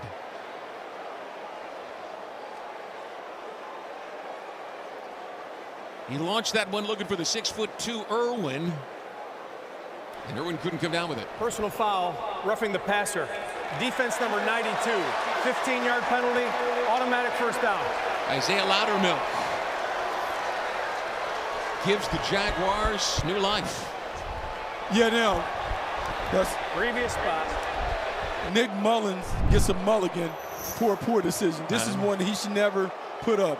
Late and high down the middle. Even though you want to trust Trenton Irwin to make the jump ball catch, you can't do this. We talk about turnovers being the deciding factor. Right. You can't put that up if you're Nick Mullins. Now, listen, it didn't look like the biggest hit, but you see that Loudermilk made helmet-to-helmet contact, and so that's always going to be called.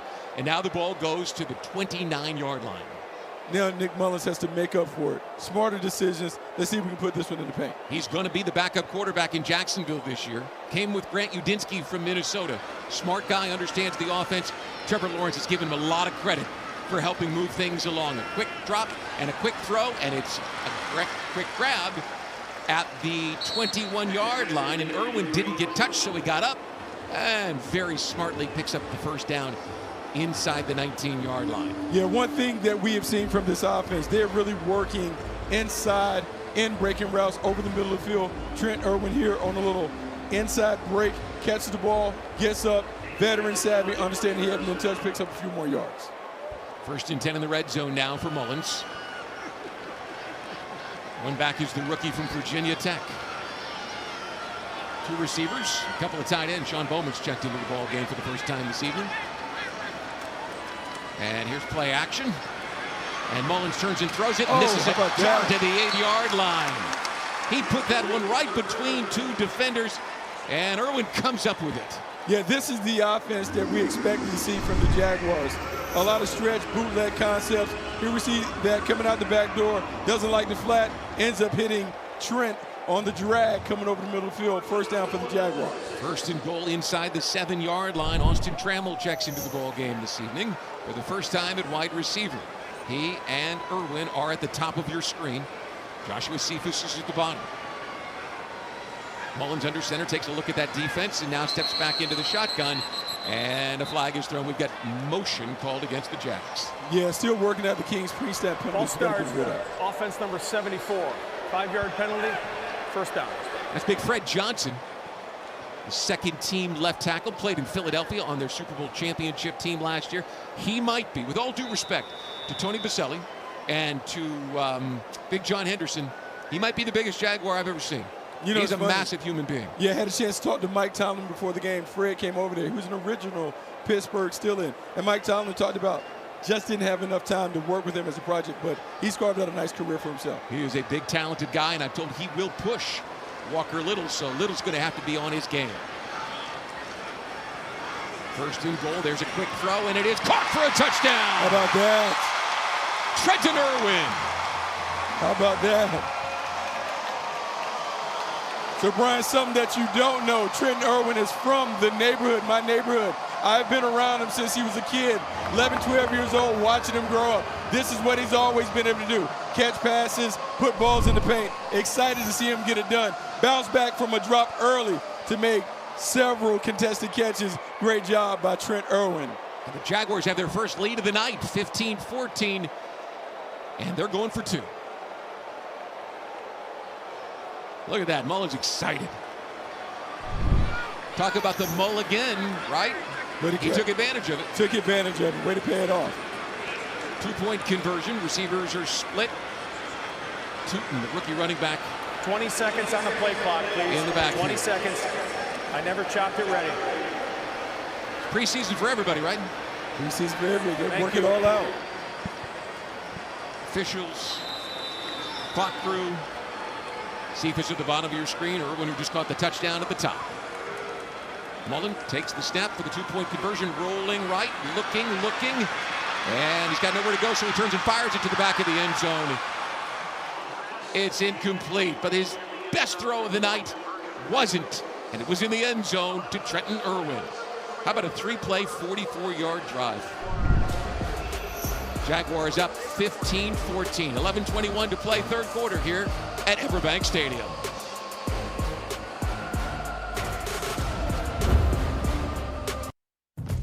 Since 2014.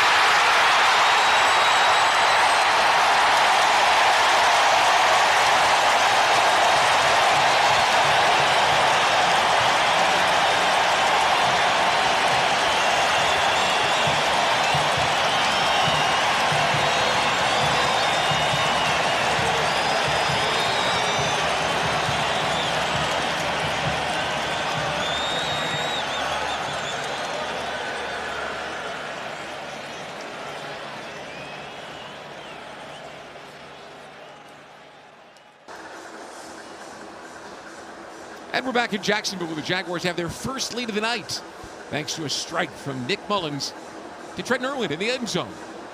Jaguars up 15-14 since the Steeler touchdown with 24 seconds left in the first half. The Jaguars have a 70-yard field goal. Bucky, a fourth down stop, and Nick Mullins with that touchdown pass. Things turned around pretty quickly after that 70-yard field goal. And the return man's out across the 30 to near the 32. Yeah, really good job by the Jaguars making adjustments. The young players learning from some of the mistakes in the first half, seeing a much better effort from the Jaguars. Skylar Thompson stays on the field as the Steelers quarterback here in the third quarter. Has it at his own 31-yard line. One back and three receivers for Pittsburgh. Trailing for the first time tonight. Jaguars adjusting.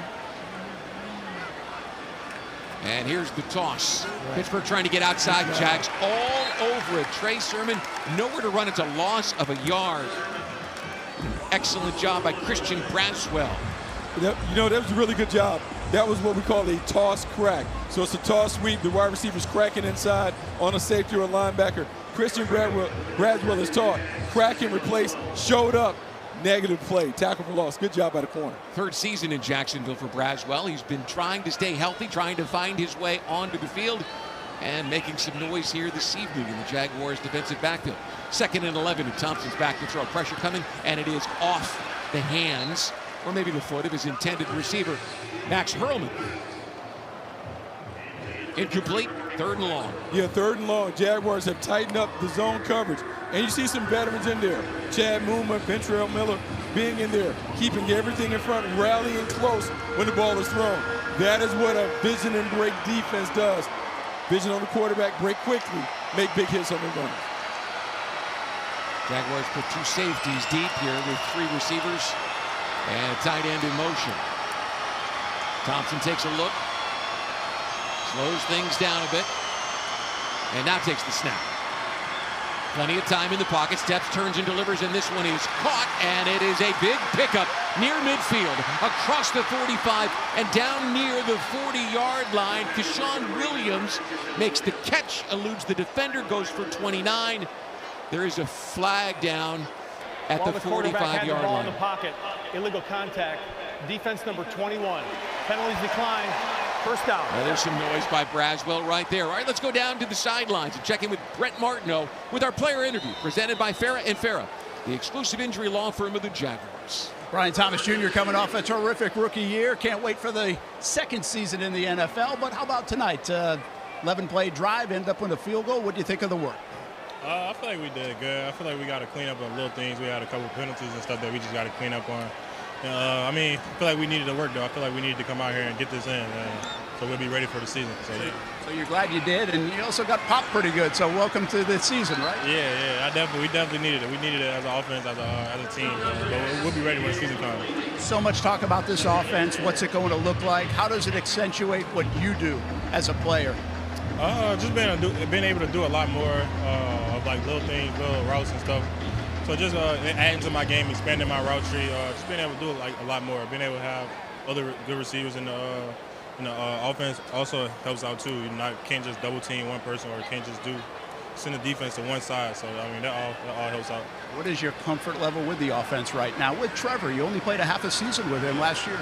Yeah, I'm super comfortable with the offense right now. Me and Trevor, our chemistry is steady growing. We've been getting a lot of reps at practice, staying after practice, getting extra reps. So I feel like our chemistry is steady growing. You've been asked about Travis Hunter a bunch, but you know how big of a story this is, offense and defense. What does he bring to the room, though, to the building, to the field? What's he like to be around? He's super exciting. He brings a lot of excitement. Super cool guy, super fun guy. Great person. And I feel like him being able to go out there and play, do what he wants, do his dream. So I feel like it's good for him. He'll have a big year too, man. Yep, yes, sir. Appreciate you.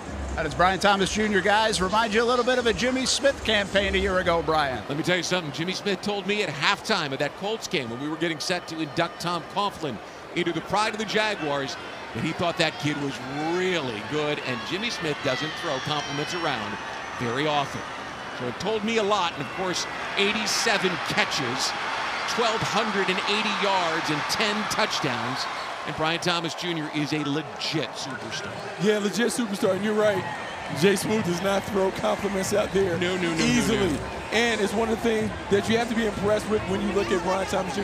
He has a veteran game, a seasoned game already. The challenge this year is how does he handle when the rest of the league starts to double team him, throw cloud coverage at him, do some tactics, try and neutralize some of the things he did last year. Trevor Lawrence said it best. You've got to put the ball up in a spot he can go get it. And with those long arms and that explosive speed, he's a guy who can go get the ball. 1st and 10 for the Steelers. His drive has gone all the way inside the red zone, and it's incomplete in the end zone. It'll bring up 2nd down. He was looking for Rock Taylor, and Thompson couldn't connect with him. He was covered up. Yeah, really good job. Coverage on the back end. We're seeing the coverage tighten up, trying to mix in man end zone. Really solid job in the secondary on that last play. You look at what he did, over 1,200 yards and 10 touchdowns. Well, Jamar Chase is probably the best receiver in the game, and Randy Moss is one of the best receivers I've ever covered in more than 3 decades in this game. That's elite territory. Screen pass set up. Trey Sermon's got blockers, and this is a Pittsburgh touchdown. Yeah, perfect call by the Pittsburgh Steelers on that. Bringing a little pressure. They call a slow screen to the running back. They seduce everybody, bring all the defensive front in, drop it off to him. He cruises in for a touchdown. Sometimes the play caller win. Good job by Arthur Smith and company. 3rd touchdown of the night for the Steelers. This one puts the black and gold back on top, 20-15 with the extra point forthcoming. Ben Sauls, the left-footed kicker from Pitt. We'll look to make this one 21-15. And this one is good.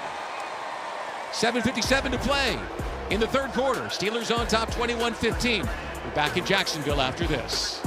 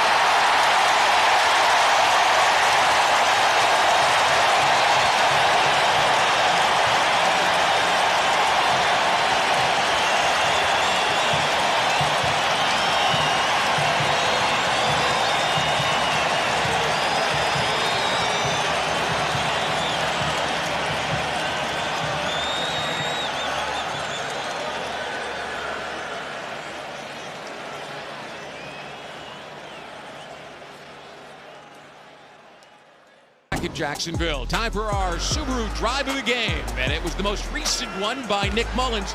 3 passes, all to Trenton Irwin, covered 44 yards, and that one got him in scoring position, Bucky Brooks. This one gave him their first lead of the game. Yeah, great throw and catch. Excellent route by Trenton Irwin. More importantly, Nick Mullins dropping a dime when he needed to make a tight window throw. That's our Subaru drive of the game presented by Subaru of Jacksonville. Visit SoJax.com to learn more. And there he is, Irwin back to retrieve this kickoff, and he's got it coming out of the end zone. And he doesn't get real far. Got across the 22, maybe the 23, where Carson Bruner made the stop. Bruner, I should point out, the son of former Pac-10 standout Mark Bruner, who played for the Steelers as a tight end for years. College teammate of Mark Brunell. I think he's also a scout for the Steelers still. Yeah. Well, that's probably an easy scouting report. He's my kid, drafted. It worked for the guy in Dallas the year before. 7:51 to play, third quarter, preseason opener. A beautiful night. It was stormy early, and we thought we might have some interruptions, but no going. And here's the handoff to Tootin. And he picks up 3, 4, maybe 5 yards as he grinded it out there. And we've got the pride of Bishop Kenny High School from across the river, John Wolford. How about that? Another local kid gets to play for his hometown team. Wolford, who is a bit of a legend in town. This is good, but also, having been in this offense, having known Liam, he's another guy who can help everyone with the learning curve of the offense. In LA, knows that system. In Tampa, knows that as well. And Johnny Wolford's under center here on 2nd and 5. Here's the handoff. And Tootin is spinning and twisting and fighting for a little more than 2. Deshaun Jameson, the nickelback, comes in and makes the stop. And it'll bring up 3rd down and just a little more than 3 yards. Yeah, really good job fighting for extra yardage. Tootin making a hard push to finish strong, which is what every running back coach is always telling these guys every day. LaQuint Allen, junior, 7th round pick from Syracuse, a very talented receiver out of the backfield on 3rd down and 3. Wolford takes the delivery, and there's a flag.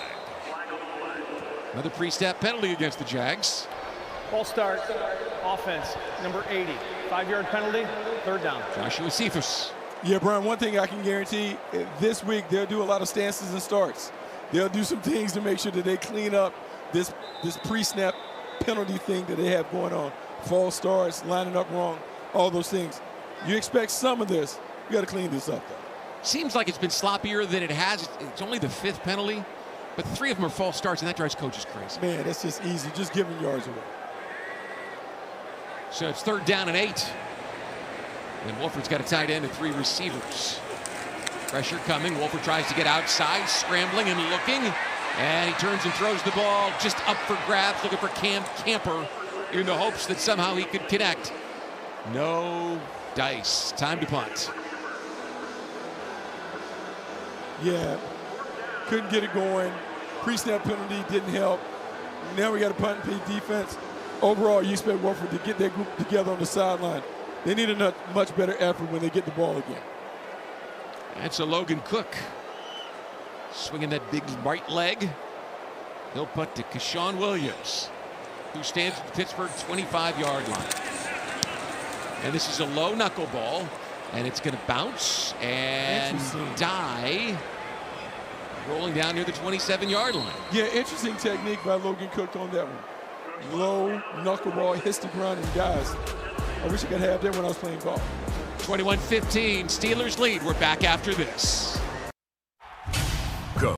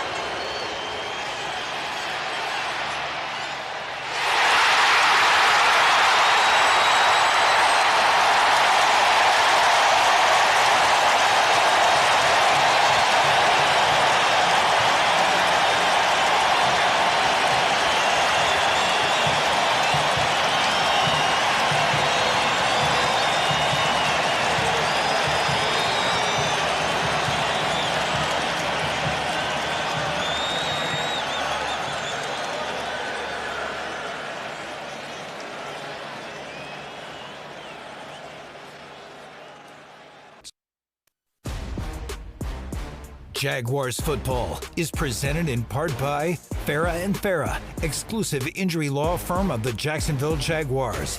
Whataburger, bring home the W when the Jags win. You win a free Whataburger. And Ticketmaster, the official ticket marketplace of the Jacksonville Jaguars and the NFL. Well, the Jaguars flag football team went to Atlanta and won the championship. And that young man, well, I don't even need to explain to you who it is. Everyone saw that catch. It was unbelievable. We're going to show it to you. Just in case you're one of the few people who follows football who hasn't marveled at what a 14-year-old athlete could do. And Skylar Thompson, with plenty of time, turns and launches the ball to the sideline. And that one is incomplete. Let's take a look at that flag football play. Well, there's a flag on the field here that will keep us from showing it to you, but we will get it to you. Pass interference, defense number 25. Ball's placed in the spot of the foul. Automatic first down. Rayon Lane, the rookie safety. Let's take a look at this catch. This is one of the best catches that I've seen. We're talking about a guy just having excellent hand-eye coordination and ball skills. To think about this, and I understand people talk about the ball being low, but to catch it reverse-handed with one hand, that is just unbelievable. It's just an unbelievable catch. Well, listen, you can look and just see him matched up against those other players. He is a really special physical specimen. He's got the ball is tipped. Speaking of that, Yasir Abdullah almost made a catch as good. We need to get Yasir Abdullah some of those gloves. Oh, man. He almost had a reaching, twisting, turning catch. Oh, it's right there for him. Listen, if he pulls that one down, we're not talking about the flag football kid anymore, are we? No, not at all. Not at all. Not that we don't want to. That young man is a good young man, and we enjoyed having him here. The team enjoyed talking to him. But if Abdul pulls that one down, he wants us to talk about him. 2nd and 10. Steelers at the 35-yard line. Evan Hold the back. Thompson, quick drop, looks right, under pressure, turns and dumps it. It is caught. And it's a short completion to J.J. Galbraith. Yeah, tight coverage. Daniel Thomas being right on the spot. Makes the tackle, forces a third down situation. The Jaguars have kind of shifted, playing a little more man-to-man. And some of this is, when you're in the evaluation process, you do want to see which guys can do it, not only in the secondary, but the linebackers as well. A lot of matchups they're trying to get so they get a good look at someone. And there is a really good play call by the Steelers that had Lance McCutcheon all by himself in the middle of the field for first down yardage. Yeah, some of these rub concepts, meaning crossing routes where you're making defenders work under and over various pick possibilities there, country wide open over the middle of the field, and then to communicate that to make sure everyone's on the same page. 1st and 10, just shy of the 49-yard line. 4.5 minutes to go in the third quarter. The Steelers up by 6, 21-15. Thompson under center, surveys that Jacksonville defense. Barks out the signals and hands the ball off, and there goes Trey Sermon. And Sermon has 4, maybe 5 yards. A flag is down, and this one's going to go against the Jags. Yeah, it might be a defensive holding penalty. They're looking inside. Holding, defense number 92. 5-yard penalty added to the end of the run. Automatic first down. Danny Strigo, an undrafted rookie free agent from Minnesota, playing defensive end. So, Brian, sometimes what you get on those defensive holding calls at the line of scrimmage, you have the defensive lineman who will hold on to a lineman who is trying to climb to the next level to get to the linebacker, trying to help his teammate out, but he has to be careful with his hands. 1st and 10 for the Steelers at the Jaguars' 40-yard line. Single high safety. Here's play action. Skylar Thompson launches one. He's got a wide-open receiver, and it's a first down for Pittsburgh at the 18-yard line of Jacksonville. Rock Taylor, the rookie from Memphis, pulls it in for 22 yards. Yeah, we've seen the Jaguars get hit with these kind of concepts a few different times. Big diagonal route, crossing route coming from across the field. You got to maintain that leverage. You want to stay on that outside hip pocket to make sure you can make a play on the ball late. Got lost in the sauce a little bit. Steelers have 3 red zone trips before this one this evening, and they've scored a touchdown on all 3 of them. At the 18-yard line, Thompson stops his cadence, looks at the defense, barks out the signals, and now he's back under center. And here's the handoff.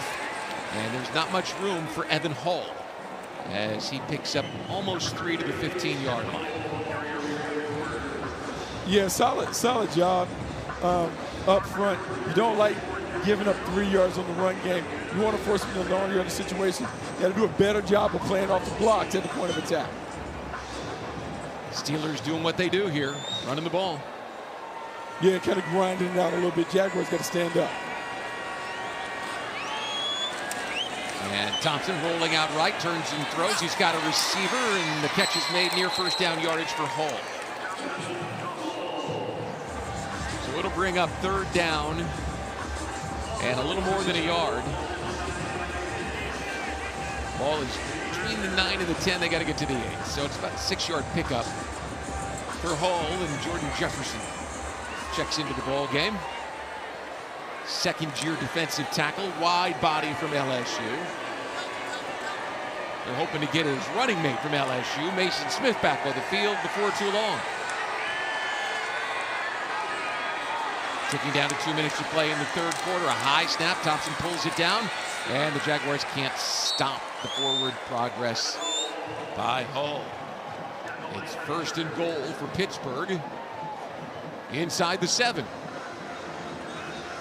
Yeah, this is a tough situation. Now you have a tight red area situation. 1st and goal. Jaguars trying to win to force a field goal. That'll be a victory for them if you think about Anthony Campanelli and how he wants to approach this situation. First game for Campanelli as a defensive coordinator. He was a linebackers coach last year on an excellent defense in Green Bay, and he's got a plan to bring to Jacksonville. We'll see exactly how long it takes him to get there, and this time the Jaguars get it done. Players rave about it. Players love the way he approaches the game. His connectivity, his energy, the passion, you feel that. And when you add that with intelligence and knowledge and those things, players really buy in. But it's the cooperation that he's displayed early in terms of taking feedback from players and making changes. Well, and Liam Cohen told us that the reason that he was the hire was because of the way that he connects with players. So you use the word connectivity, and that's exactly what Cohen saw when he interviewed him. Ball start, offense number 68. 5-yard penalty, remains 2nd down. And so the Steelers will march back 5 yards.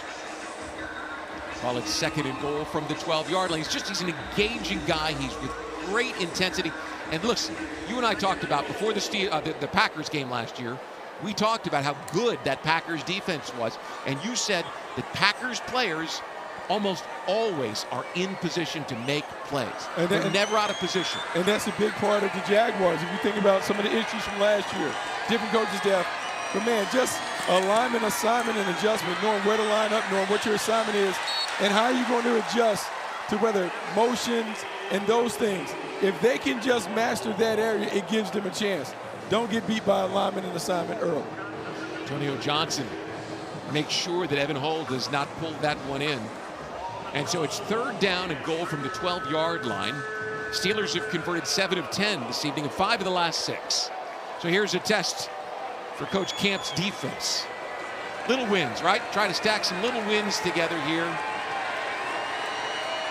Albrecht, the tight end, in motion. Thompson looks at 2 safeties back. Takes the waist-high delivery. Plants, turns, wants to throw. His hit! Oh! And second, the ball is free! Out. And the Jaguars have recovered a fumble. Now, whether they hold it after this pile comes up, I don't know. Nope, they didn't get it back. Hole got it. Oh, my gosh. Great play. There you go. There's a win.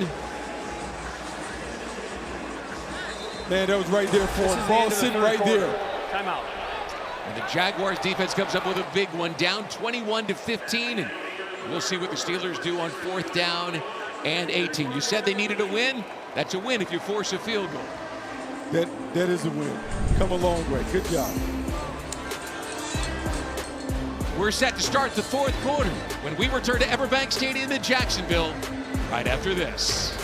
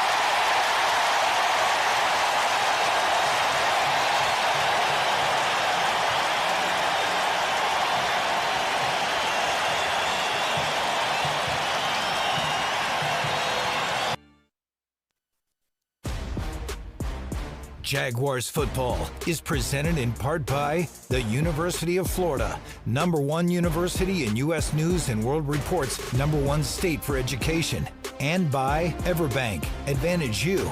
Other banks talk a big game, we deliver big results. Step up your game plan at everbank.com/Jaguars. Well, we're back at the old Everbank Stadium, Bucky Brooks. That's the new one. The Stadium of the Future. Fans arrived here tonight. They had to kind of work around their normal patterns of getting to their seats are a little bit disrupted tonight. And this season, they'll have to pay attention because we're under construction already in Jacksonville. The promise of that stadium is off the charts. It's going to be exciting when it's finally complete. It's going to be an exciting venue to be able to watch a game, and hopefully what you're hoping is you have a championship caliber team to welcome the fans back to the new stadium. Sensational. It is an amazing, amazing stadium. Can't wait to see them in it. Here's a 36-yard field goal attempt for Ben Sauls to extend the lead. And the kick is up on the way. And lefty launched it right between the uprights. And it's 24-15 Pittsburgh. And we'll be right back after this short message from the University of Florida.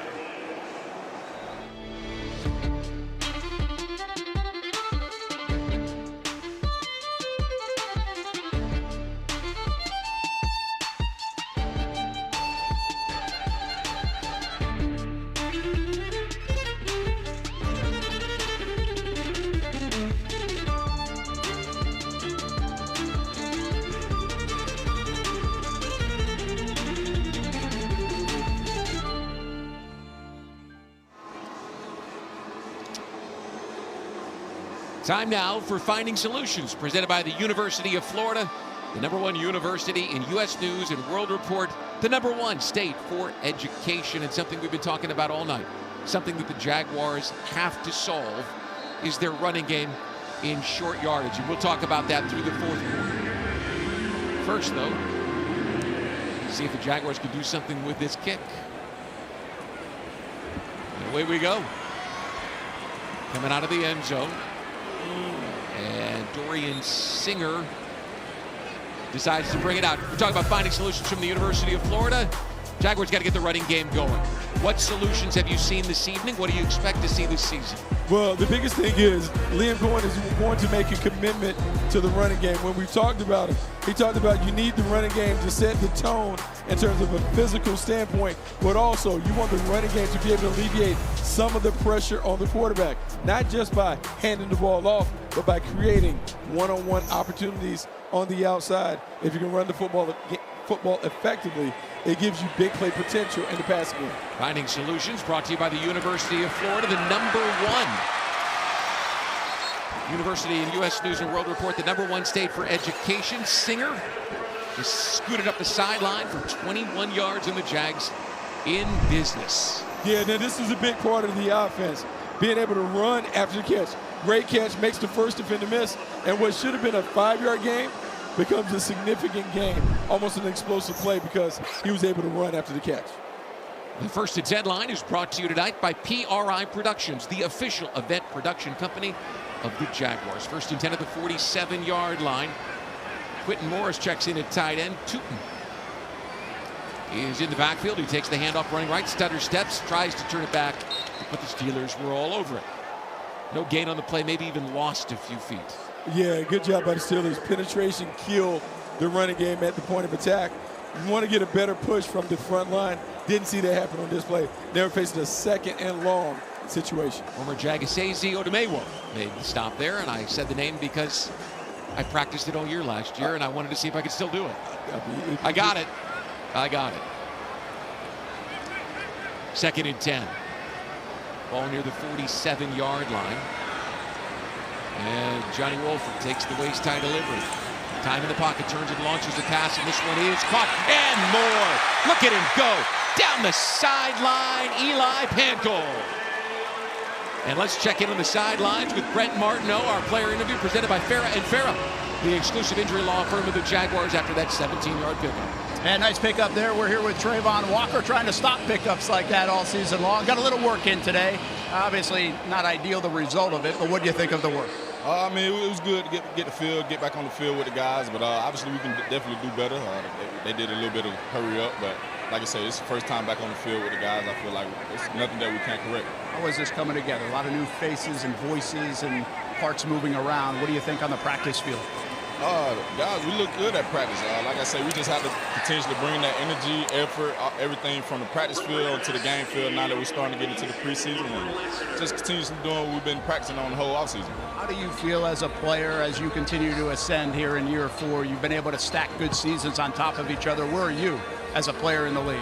I feel real comfortable, man. Like going out there today, I felt great. Just obviously, I know it's preseason, but I came into this game with the same mindset as I would coming into the regular season game. So I'm a lot more comfortable. I just really want to go out there and play fast, and that's what the coaches are allowing us to do, go out there, play fast, and be us. How crazy is the competition between you and Josh, whether it's a sack counter or any other big play counter in that room? Man, it's always going to be competition between me and Josh because we both have the same mindset. We want to be both the best that we can be every day. We want to be the best in the NFL. He wants to win Defensive Player of the Year. I want to do it. I want to win it as well. But like I say, we got to come out here. We got to translate everything from the practice field to the game field. And once we consistently be able to do that, then I feel like everything will take care of itself. Consistency, man, as far as the competition between me and him, it's always going to be there. Lastly, Smoot, Agba, guys like that, how much of a difference will they make in your pass rush this season? Man, that'll make a great impact, especially, coming in, being able to give us a breather, and they're great rushes, great run stoppers as well, so I feel like it won't be no drop-off at all. And as you want guys to back you up, you don't want to be no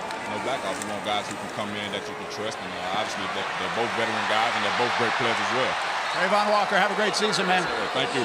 You guys, will send it back up to you. I don't think enough people are talking about Trayvon Walker. No, they're not. Listen, the great Tony Brackens, who's #1 on the Jaguars' all-time sack chart, and the great Josh Hines-Allen is right behind him. In fact, he'll pass him this year. But neither one of those guys, both draft choices by the Jaguars, ever put back-to-back double-digit sack seasons together. It just hasn't happened. That guy right there, Trayvon Walker, the first Jaguars draft choice to ever do that. 15-yard completion, and it's 1st and goal near the 8-yard line. Wolford under center, hands the ball to Tootin, and he's patient, and he charges up the middle, and the Jags are pushing and trying to get him to the end zone, and they got him there! Iron Jaguars. Talk about the offseason program, the strength and conditioning program, all the competitiveness, everyone getting together like they're pushing the sled. That was a great job. Listen, that was fun. That looked like the Detroit Lions running game right there. Physical at the point of attack, physical to finish. But you're Tootin finishing with violence. You love to see it. And when the game gets together and pushes them into the zone, you love that if you're Liam Cohen and the Jaguars. That was fun. We've had some fun moments this evening. 70-yard field goal. That touchdown right up there. And here's the extra point try, which seems just, ho-hum after a guy kicks a 70-yard field goal. This one just, swing a leg. I mean, that should be light work. Yeah. I mean, if you give him 70. Here's the problem. We're all going to assume he's going to make everything now under 70. Jaguars charging back, down 24-22 with 11:02 to play in the 4th quarter. And we're back to Everbank Stadium right after this.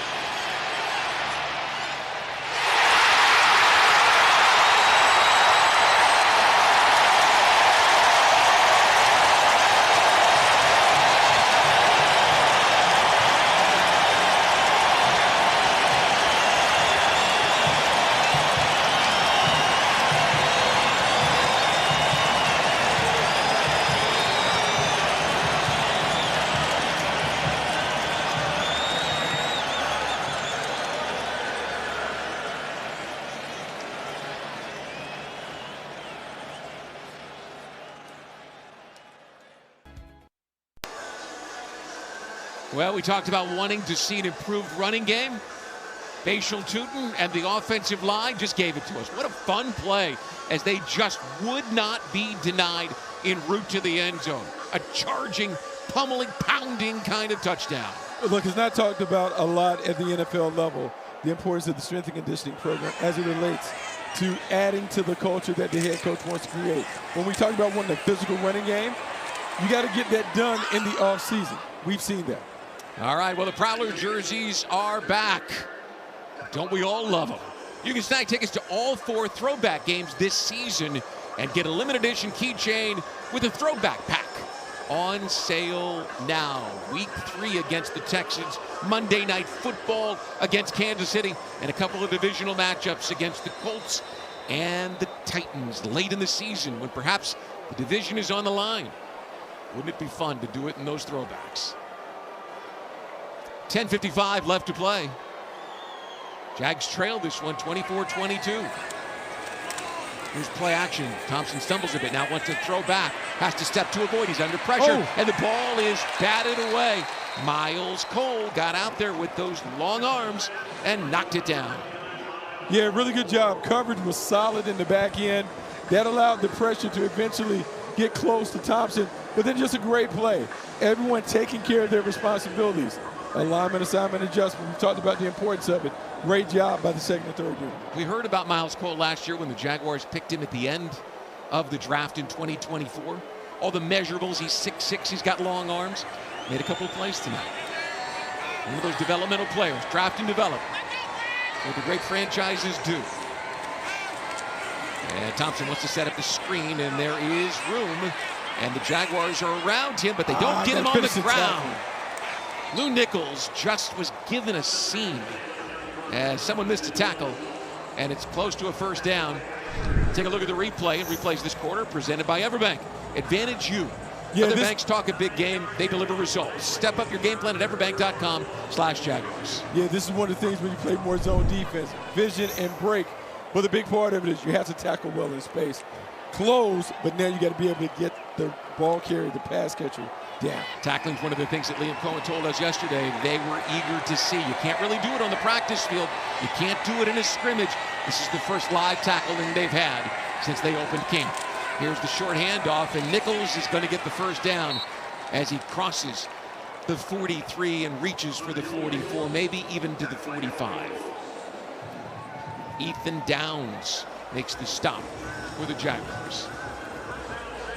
Now, Brian, for some of the guys that are young and finally have an opportunity to play, what you're trying to do is make a play that gives you an opportunity to get more reps next week. With only 3 preseason games, they're starting man, to dwindle. you got to splash. You got to make a splash play to show up. Coaches want to start working more and more with the guys they're going to count on. So if you're one of those borderline edge of the roster guys, pretty important for you to make a play. 1st and 10. Here's the handoff. Room over the right side. Gain of 3 for Nichols. Young running back from Central Michigan running with some power there. 9 minutes and counting, 4th quarter, preseason opener in Jacksonville. Yeah, now even though the young guys are in, this is where you have to stand up. Liam Cohen, the defense, you want to see your defense finish strong in the 4th quarter.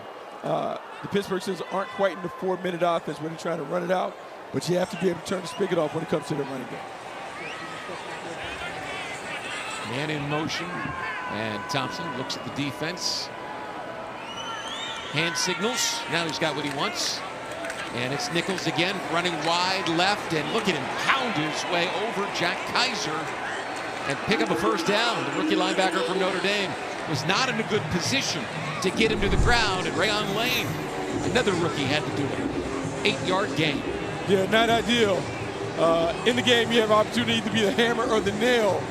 You want to make sure you're the hammer, not the nail. At that time, Jack Kaiser got caught. 1st and 10, Steelers, who will be contentious to run the ball here, you would imagine. At the 44-yard line of Jacksonville territory. This is where stopping the run becomes your will against theirs. Another handoff to Nichols, trying to get outside, and he does. He's got room.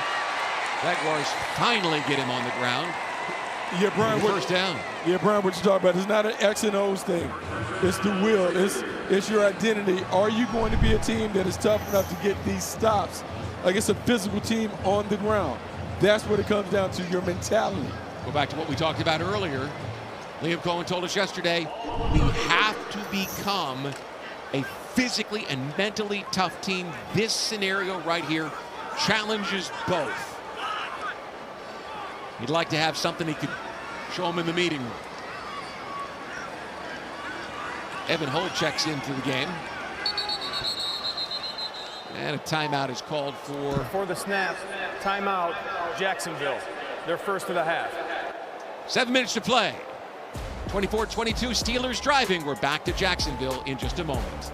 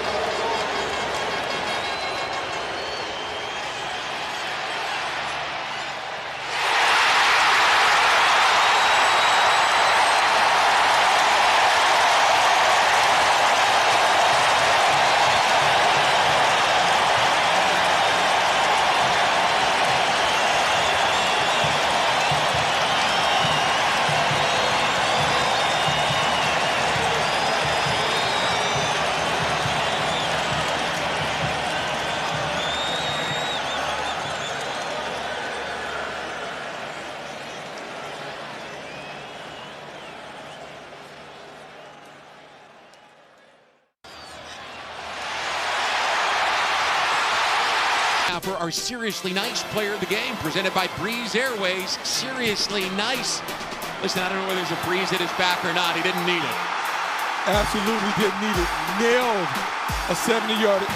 Never thought we would get to the point where 70-yarders could be made in the game. Cam Little just raised the bar for every kick in the National Football League. What a great moment shared by his team. Too bad it doesn't count. But you never know. Maybe we'll get an attempt in the regular season. Evan Hall in the ball game with 7 minutes to play. It's 1st and 10 for Pittsburgh, and the handoff to Hull, and he is dropped in the backfield, and a flag is thrown in on top of it. They're going to get the tight end, Galbraith, for holding.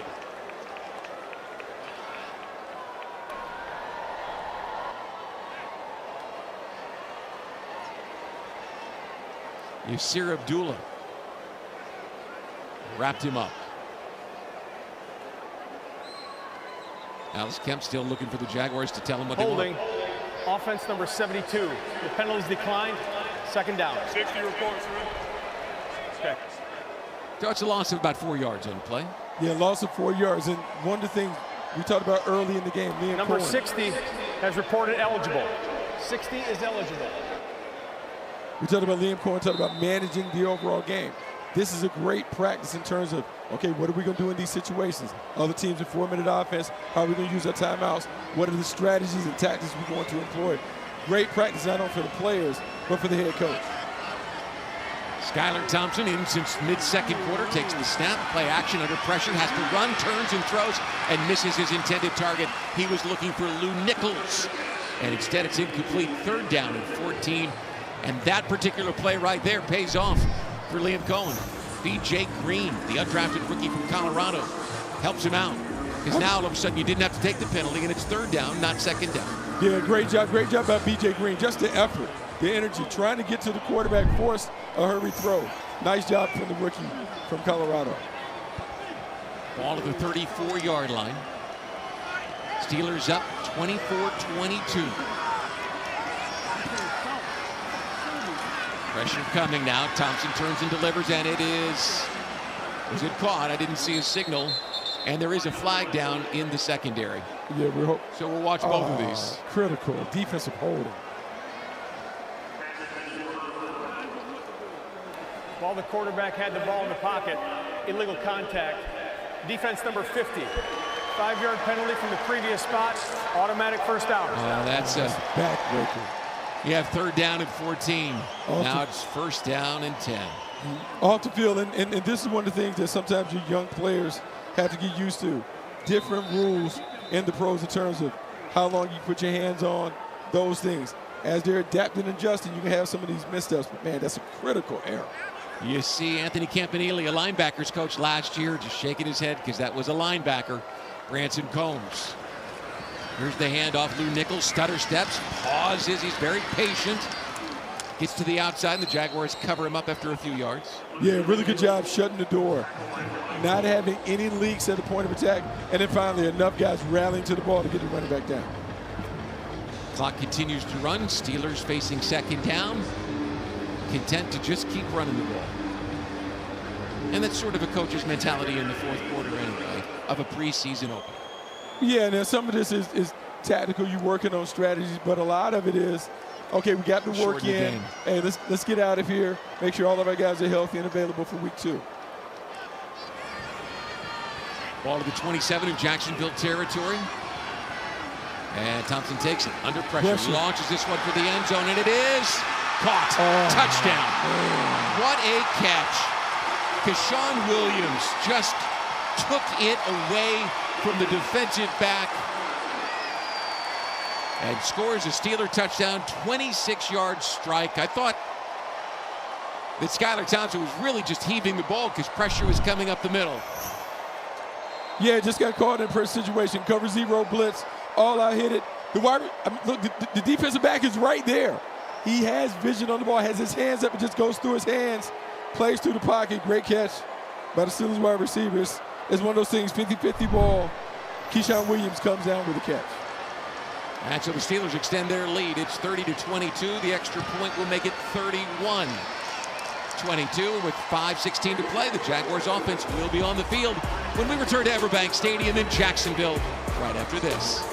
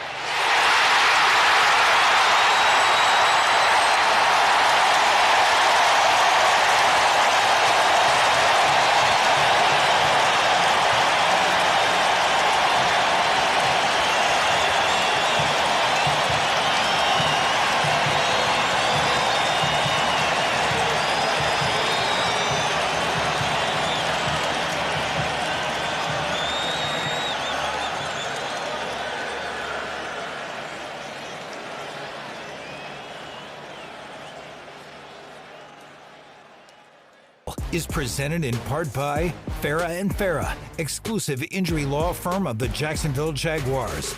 And Whataburger. Bring home the W when the Jags win. You win a free Whataburger. And welcome back to Everbank Stadium. 5:16 to play in the fourth quarter. And Dorian Singer is back to return this kickoff if he can. And you see, we talked earlier about the impact of the dynamic kickoff last year. Pretty dramatic improvement, more than 10%. This year with the 35-yard line being the penalty for the touchback in the end zone, maybe go up a little bit. Yeah, it should go up, more opportunities. And after having a year to study it in the entire offseason, we should see more returns, more big returns, now that everyone understands how it's going to be played out from a tactical standpoint. And it's a collaboration between the competition committee and the special teams coordinators who were consulting and advising how you could tweak it to be able to create some strategic opportunities. And listen, Heath Farwell is as good a special teams coach as there is in the NFL. I'm sure he and Luke Thompson, his assistant special teams coordinator, have some things lined up. I mean, absolutely. You want to take advantage of that. You want to get dynamic in the return game. And this time you're going to penalize the Steelers. They're going to kick it that deep. Yeah, you take it to the 35. Dorian Singer did not listen last time when Chandler Brayboy said, don't come out. This time he did. Seth Hennigan, by the way, checking in at quarterback. Undrafted rookie from Memphis. Yeah, great opportunity for Seth to come in. In a way, he's lucky because they're down. He's going to have an opportunity to show off the arm a little bit, show the coaching staff that he can run the team in what is going to be a no-huddle 2-minute offense situation. First and 10 at the 35-yard line. LaQuint Allen Jr., the rookie from Syracuse in the backfield. Quentin Morris, the tight end, slides to the top of the screen in motion.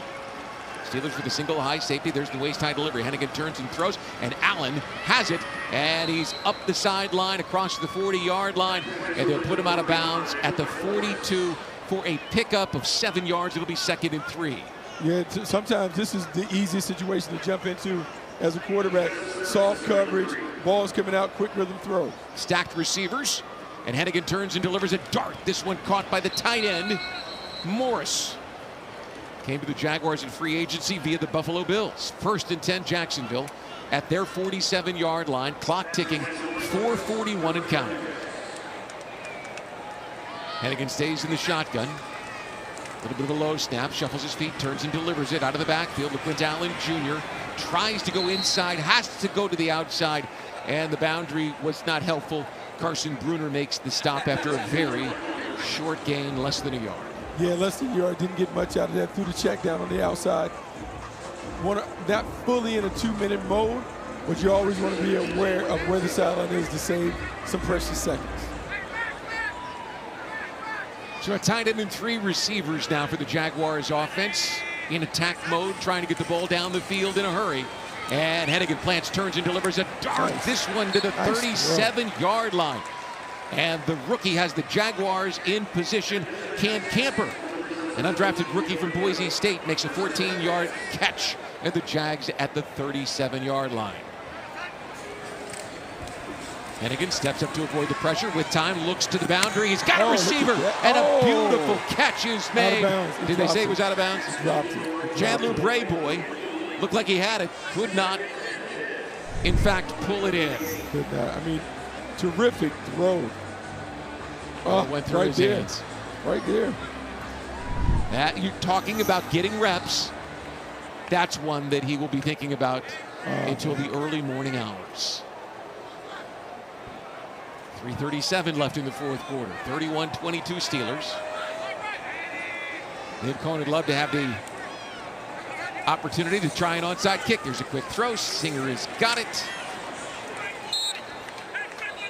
And Singer picks up 4 yards. Clock rolling here. Under 3.5 to play. And it's 3rd down and 6. So talking about situational game planning here. You try this little chip shot 50-yard field goal now.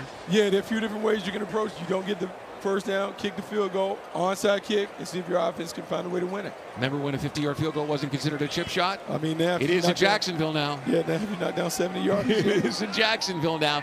Flipping it on its ear. Conventional wisdom on the field goal. All gone after that 70-yarder. Hennigan with time, launches it. He's got a receiver. He throws it behind Cam Camper. It's incomplete. Here's decision. And it looks like they're going to go for the field goal.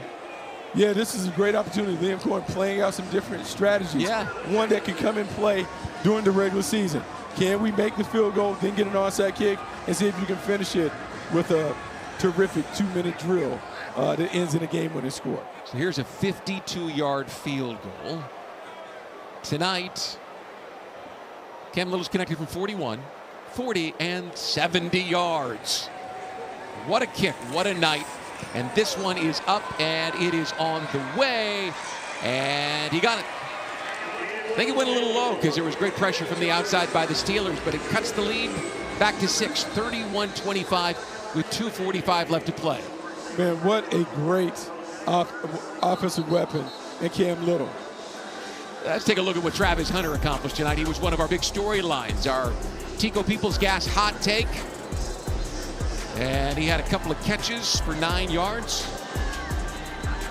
And was involved in defense, too. You could tell early in the game, it was a concerted effort to make sure he was involved. A couple option routes where you got the ball to him. And these things will expand as he gets comfortable. Then on defense, just playing in zone, has to come downhill.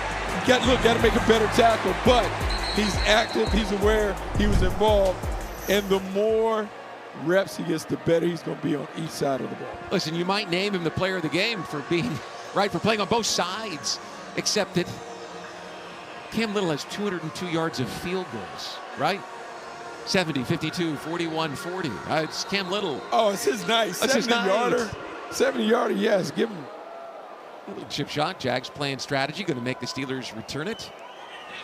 And across the 20-yard line, and the Jags have him bottled up. I think he's free, crosses the 30, the 35. He's still on his feet. You got to get him on the ground, fellas. Gets to the 36-yard line. Deshaun Jameson. Limp leg there. Kind of looked like he was going down, and then all of a sudden he's up the field for a couple of extra yards. Yeah, up the field for a couple extra yards. Now Liam Cohen, from a managerial standpoint, 2 timeouts plus the 2-minute. You're talking to your defense about being able to finish this off.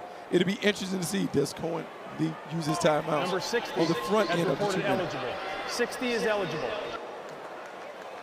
Well, if you're Mike Tomlin, you probably want to see if Lou Nichols can keep pounding the ball. And that's what they do with Evan Hull, and the Jags stop him after a 2-yard pickup and use a timeout. Jacksonville, their second of the half. 30-second timeout.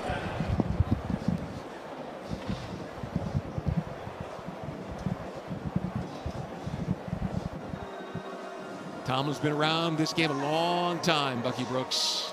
Long time, and you just don't stay around like that unless there's a level of consistency. We have seen Mike Tomlin has not had a losing season, just does a great job of setting the standard with his ball club each and every year. This is a team that prides itself in its toughness, its physicality, how they show up, and with some of the new additions that they've made in terms of some of the older guys, Aaron Rodgers, Jalen Ramsey, Darius Slay, DK Metcalf, this is a team that feels like they can go for it all. They're going for it, yeah. The 10-7 a year ago, as you mentioned. Logan Woodside, the quarterback here, with 2:29 left to play. It's 2nd and 8 at the 37-yard line. He hands the ball off, and the Jaguars defense stands tall against the run and will use another timeout. Yeah, now this brings up a critical third down situation. Their third and final. So Logan Woodside was just signed this week because their draft choice, Will Howard, from Kansas State and Ohio State, is injured. So Woodside's on the roster, handing the ball off here. You don't get the sense they're going to throw it down the field. Maybe punt and play defense. Yeah, you never know now. This is one where you feel confident enough in the quarterback to make a play to end the game. Is that they would do. Defense needs to be ready for anything. Tight coverage on the outside, man-to-man. Everyone has to hold up in their matchup. And then the front line If they run the ball, you got to be able to get off the field. Now Woodside's in the shotgun. Jaguars stacking the line of scrimmage now, filling all the gaps. And he took the ball himself. Oh, and the good job. Jaguars got him. He hesitated just long enough for Rayon Lane to trail him. It looked like there was no chance the Jaguars were going to get to him. And the quarterback sort of hiccuped. And now the Jaguars will use another timeout. Well, no, they're not going to. They're going to get to the 2-minute warning. They don't have to. Yeah. This is the 2-minute warning. Timeout. We hit the 2-minute warning. Jaguars have a chance here in the preseason opener. We'll see if they can make the most of it when we return. Go. Go, go.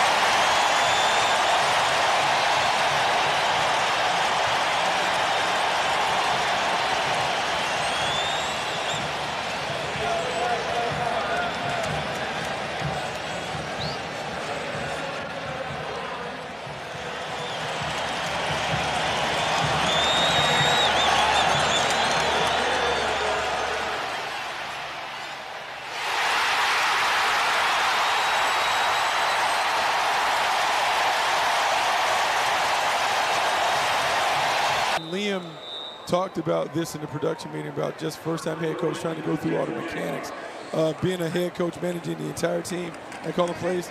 Perfect setup. Finish it off with a 2-minute drill. Trenton Irwin tries to get underneath the 20. He's got it on the 13-yard line. Tries to make a man miss. Nothing doing. I get the sense he was put back there for his sure hands more than his ability to return that one. Yeah. All right. See what they can do. What do they got to cover? 80-plus yards. Yeah, we need a touchdown. 149, no timeouts. Man, tough situation for the rookie quarterback, but this is going to be great. The situational awareness. Remember, one of the things we talked about, situational masters, understanding situation, getting out of bounds, all those things are in play right now for this young group. Wants his team to play fast, fundamentally sound, attacking, situational masters, and tough. Let's see how mentally tough this team is. Empty backfield for Hennigan, the undrafted rookie from Memphis. Takes the waist-high delivery and drops to throw. He's got time in the pocket, dumps it underneath. The catch is made. That's Morris, the tight end. And the Jaguars will hurry to the line of scrimmage after the 7-yard completion. 2nd and 3. Hennigan calm and cool. Again, plenty of time. will take the underneath. And LaQuint Allen Jr. makes the catch for the first down. Jaguars are quickly at the line of scrimmage. A lot of time taking the check down. Still got plenty of time. Minute 14 and counting. Again, they have no timeouts left. 4 receivers for Seth Hannigan. Plenty of time. Again, he's got to take the check down. Steelers are covering everything down the field. That's Allen. We're under a minute to play now. Yeah, the Steelers doing a good job defending the sideline. Soft, 2-deep zone. Corners are sitting outside and just squatting on all outbreaking routes. And Hannigan trying to run outside the pocket. Launches this one, and it is caught on the sideline by Morris. He got it, and he got out of bounds. Good job. The tight end makes the catch, and the Jaguars hurry to the line of scrimmage after that 14-yard completion. Rolling, they don't want to have an opportunity for him to replay it. He caught that. That was good. Hannigan's got it. Dumps it underneath. Nope. Instead goes back to the side, and it is incomplete. Gosh, another drop. He was looking for Eli Pancol, who was sliding towards the ball and couldn't pull it in. It'll be 2nd and 10 with 36 seconds left to play here in the fourth quarter. Yeah, so a huddle-up situation, 36 seconds. Still got some time to work the middle of the field, but if you do, have to have the next play ready to go at the line of scrimmage. At the 47-yard line in Pittsburg territory. Hannigan barks out the signals, hiding those Steeler fans who are still here. Takes the low snap, pressure coming, steps to avoid, and he's going to get. He got it out. He got rid of it. He got it out. Look at that, LaQuint Allen Jr. into the middle of the field. And there's 23 seconds left. 12-yard catch and run. Hannigan has got to get the ball and snap it. That's a penalty on them. But he doesn't have his helmet on. Helmet on and behind the line of scrimmage. And the Jags are on. Defense number 79. 5-yard penalty. First down. Puts it at the 31-yard line. Braden Fehoko.